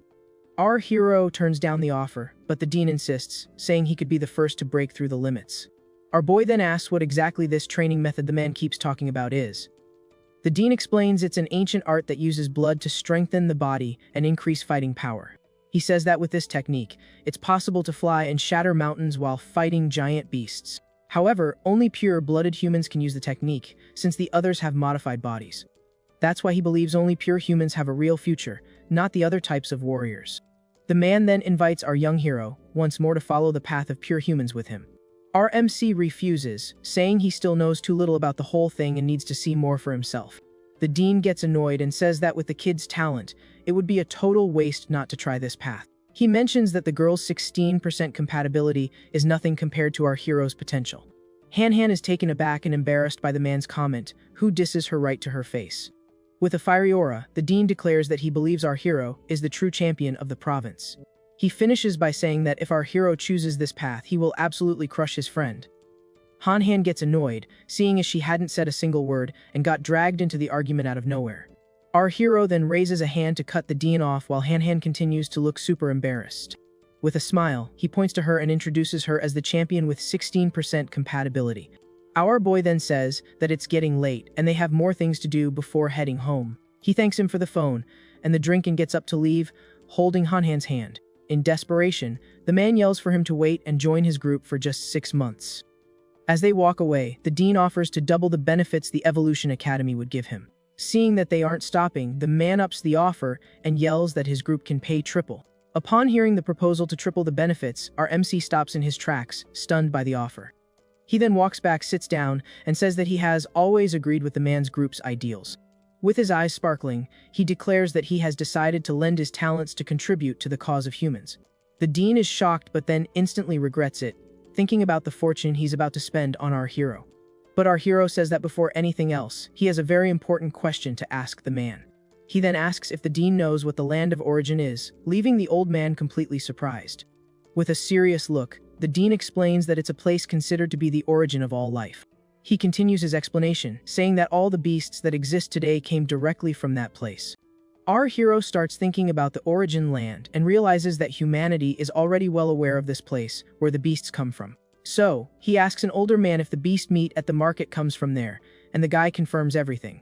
The master explains that no electronics work in that place, so the only records they have are made through hand-drawn sketches. That gives our boy a light bulb moment, and he realizes that a picture he saw of a girl wasn't a photo, but actually a drawing. But right at that moment, his phone starts ringing on the table, interrupting their chat. He picks up the call, and someone asks when he's going to arrive for the dojo's promotional event. Our MC stands up and tells the master he needs to bounce, but they can catch up later. As he's leaving, the man hands him a blue book with a new technique called the blood cry. The master says that to learn this skill, there's a biological requirement you have to be at stage 4. He also mentions that based on our boy's data, he's already pretty close to reaching that level to start practicing. But our hero drops a bomb and reveals he's already at stage 6 and will give it a shot when he gets home. The scene cuts to some buildings on a sunny day, showing that we are now in a different part of the city. Inside a gym, a woman is training hard, punching a heavy bag with some serious force. She shows off her flexibility and power with an impressive high kick that almost rips the heavy bag apart. The same master from before shows up. The lady stops training and asks the master why he's been walking on sunshine lately. With a smug smile, he says he recruited the best student in the province using nothing but his irresistible charm. She doesn't buy that story for a second and asks him to spill the tea on how he actually pulled that off. So, the man confesses he offered triple the benefits of the other gym, causing the girl to panic about the budget. The master starts daydreaming about a life of luxury with various rich ladies, while the girl begs him to snap out of it. He changes the subject and asks how long it took her to learn the art of the blood cry. The man praises her talent because he considers himself a genius, and it still took him 2 weeks to feel the kuai. The girl looks a bit down and mentions she gave up on genetic fusion, which makes her the target of jokes. But the master comforts her, saying that when she evolves, she's going to shut up everyone who laughed at her. She complains that she still hasn't managed to open an acupuncture point and asks about our boy. The man estimates that our hero should take about 10 days since his stats are similar to hers. Hearing that, the lady gets super hyped and says she's going to love teaching her new, genius little brother. The scene then shifts to the city at night, showing that some time has passed. In his room, our MC is sitting on the bed meditating with the book he got earlier. Then he opens his eyes and reveals he managed to feel his blood ki in just 3 minutes. Holding the book, he says the next step is to control his blood ki and start tempering his body. He starts the process with his right arm, and the system shows his skin is already getting tougher. After half an hour, our boy finishes the first part and grabs a knife to test his durability. The blade can't even scratch his skin, and he's impressed with the power of this new technique. Our hero goes back to meditating, imagining how strong he'll be after 5 sessions. 3 hours later, he's exhausted but happy to have strengthened both arms in such a short time. It was almost midnight when his phone on the bed lights up with a new notification. Our protagonist grabs the device and sees a message from Hanan asking if he's asleep. She says she prepared a surprise for him in her room, and our curious hero agrees to go over there. He gets up, wondering what kind of surprise would make her call him so late at night. In the hallway, he bumps into Hanan's mom and explains that her daughter called him to show a surprise. The woman tells him to hurry up so he doesn't keep her waiting, and our protagonist finds the situation a little weird. Arriving at the bedroom door, he knocks and announces he's there, and a voice from inside tells him to come in. Our boy opens the door and enters his friend's room to see what this surprise is all about. Upon entering, he sees Hanan on the bed with her face completely red. Hanan says with a flushed face that this is the surprise she prepared, and our boy wonders what's under the sheet. He gets all flustered, imagining her surprise might be something more intimate, but he tries to shake those thoughts out of his head. Our protagonist tries to play it cool and says it better not be a glow in the dark watch, but she insists he comes closer. So, he sits on the edge of the bed, and the girl asks him to lift the sheet to finally see the surprise. At that moment, an awkward atmosphere takes over the room, and the two stare at each other with faces turning beet red. Full of curiosity and a bit nervous, our hero reaches out and starts to lift the sheet. Upon pulling the sheet, the surprise is Hanan wearing a very bold white dress, leaving the guy's jaw on the floor. Our protagonist is left completely speechless. The girl then asks, all embarrassed, if he liked the special outfit she chose for tonight. The guy stutters a bit but replies that she looks very beautiful and that he really liked the dress. She then reveals she also bought black stockings and asks if he'd like to see her wearing them. Our protagonist gets super excited about the idea and tells her to put the stockings on right now. Hanan starts dressing slowly in front of him, sliding the black stockings onto her legs. The scene focuses on the girl's legs as she finishes putting on the missing piece of the outfit. Seeing this, our hero gulps and starts sweating cold, seeing his friend all dressed up like that. Now with the full outfit, she asks if he likes the look. Hanan then gets bolder and asks if he doesn't want to touch the stockings to feel the texture. Our hero runs his hand along her leg and agrees that the feeling is indeed very nice. The girl then asks which one he prefers, the feel of the stocking or her skin underneath. Our boy replies with a smile that her skin feels way better, and the lady agrees. But her mom shouts from outside saying she brought some snacks for them, giving our hero a mini heart attack. He then goes to answer the door. Outside, he grabs the bag that his friend's mom left hanging on the doorknob. Looking inside the bag, our protagonist finds a little blue box that confirms his suspicions. He feels awkward, thinking they haven't even kissed yet. But things are already moving way too fast. Hanan then invites him to sleep there and says she's gonna get changed, but asks him not to look. Our boy turns his face away, blushing hard, while his friend gets ready for bed in the background. She says she's ready and asks him to turn off the light so they can sleep, and the guy agrees. With that, the two lie down in bed next to each other under the same white blanket. Lying there, our hero asks why her bed smells so good and if she used some perfume. Hanan smiles and says it's her natural scent that perfumed the bed and invites him to take a whiff. Our protagonist is a bit skeptical about her answer and thinks that's biologically impossible. The girl then stares at him with a very seductive look without saying another word, making the tension skyrocket. Seeing this, our hero turns bright red, looking like he finally understood his friend's intentions. Hanan then invited our hero to take the next step that night. Seeing that, our boy doesn't waste any time and gets ready to accept his partner's invitation. He then slowly gets closer to her and leans in for the kiss she's been waiting for. Without further ado, the two finally share a passionate kiss. The kiss gets more and more intense, and Hanan looks surprised but seems to be enjoying the moment at the same time. But suddenly, she pushes him away and asks him to wait a sec, totally killing the mood between them. Hanan sits up on the bed looking super awkward, and our hero asks what happened to make her stop like that. With her face bright red, she confesses that she ended up wetting the bed again out of pure nervousness. An awkward silence takes over the room while they stare at each other. But our protagonist asks how she felt and if her mental energy wave was very strong. The girl explains that her heart started racing and her body heated up way before the accident happened. Our protagonist then says that her mental energy wave was indeed very strong and confirms his suspicion. He believes her unknown superpower is linked to her mental energy and is controlled by her. Hanan is shocked by the revelation and listens carefully as the guy explains his theory about her potential power. Then our hero suggests they continue what they were doing to test the theory in practice.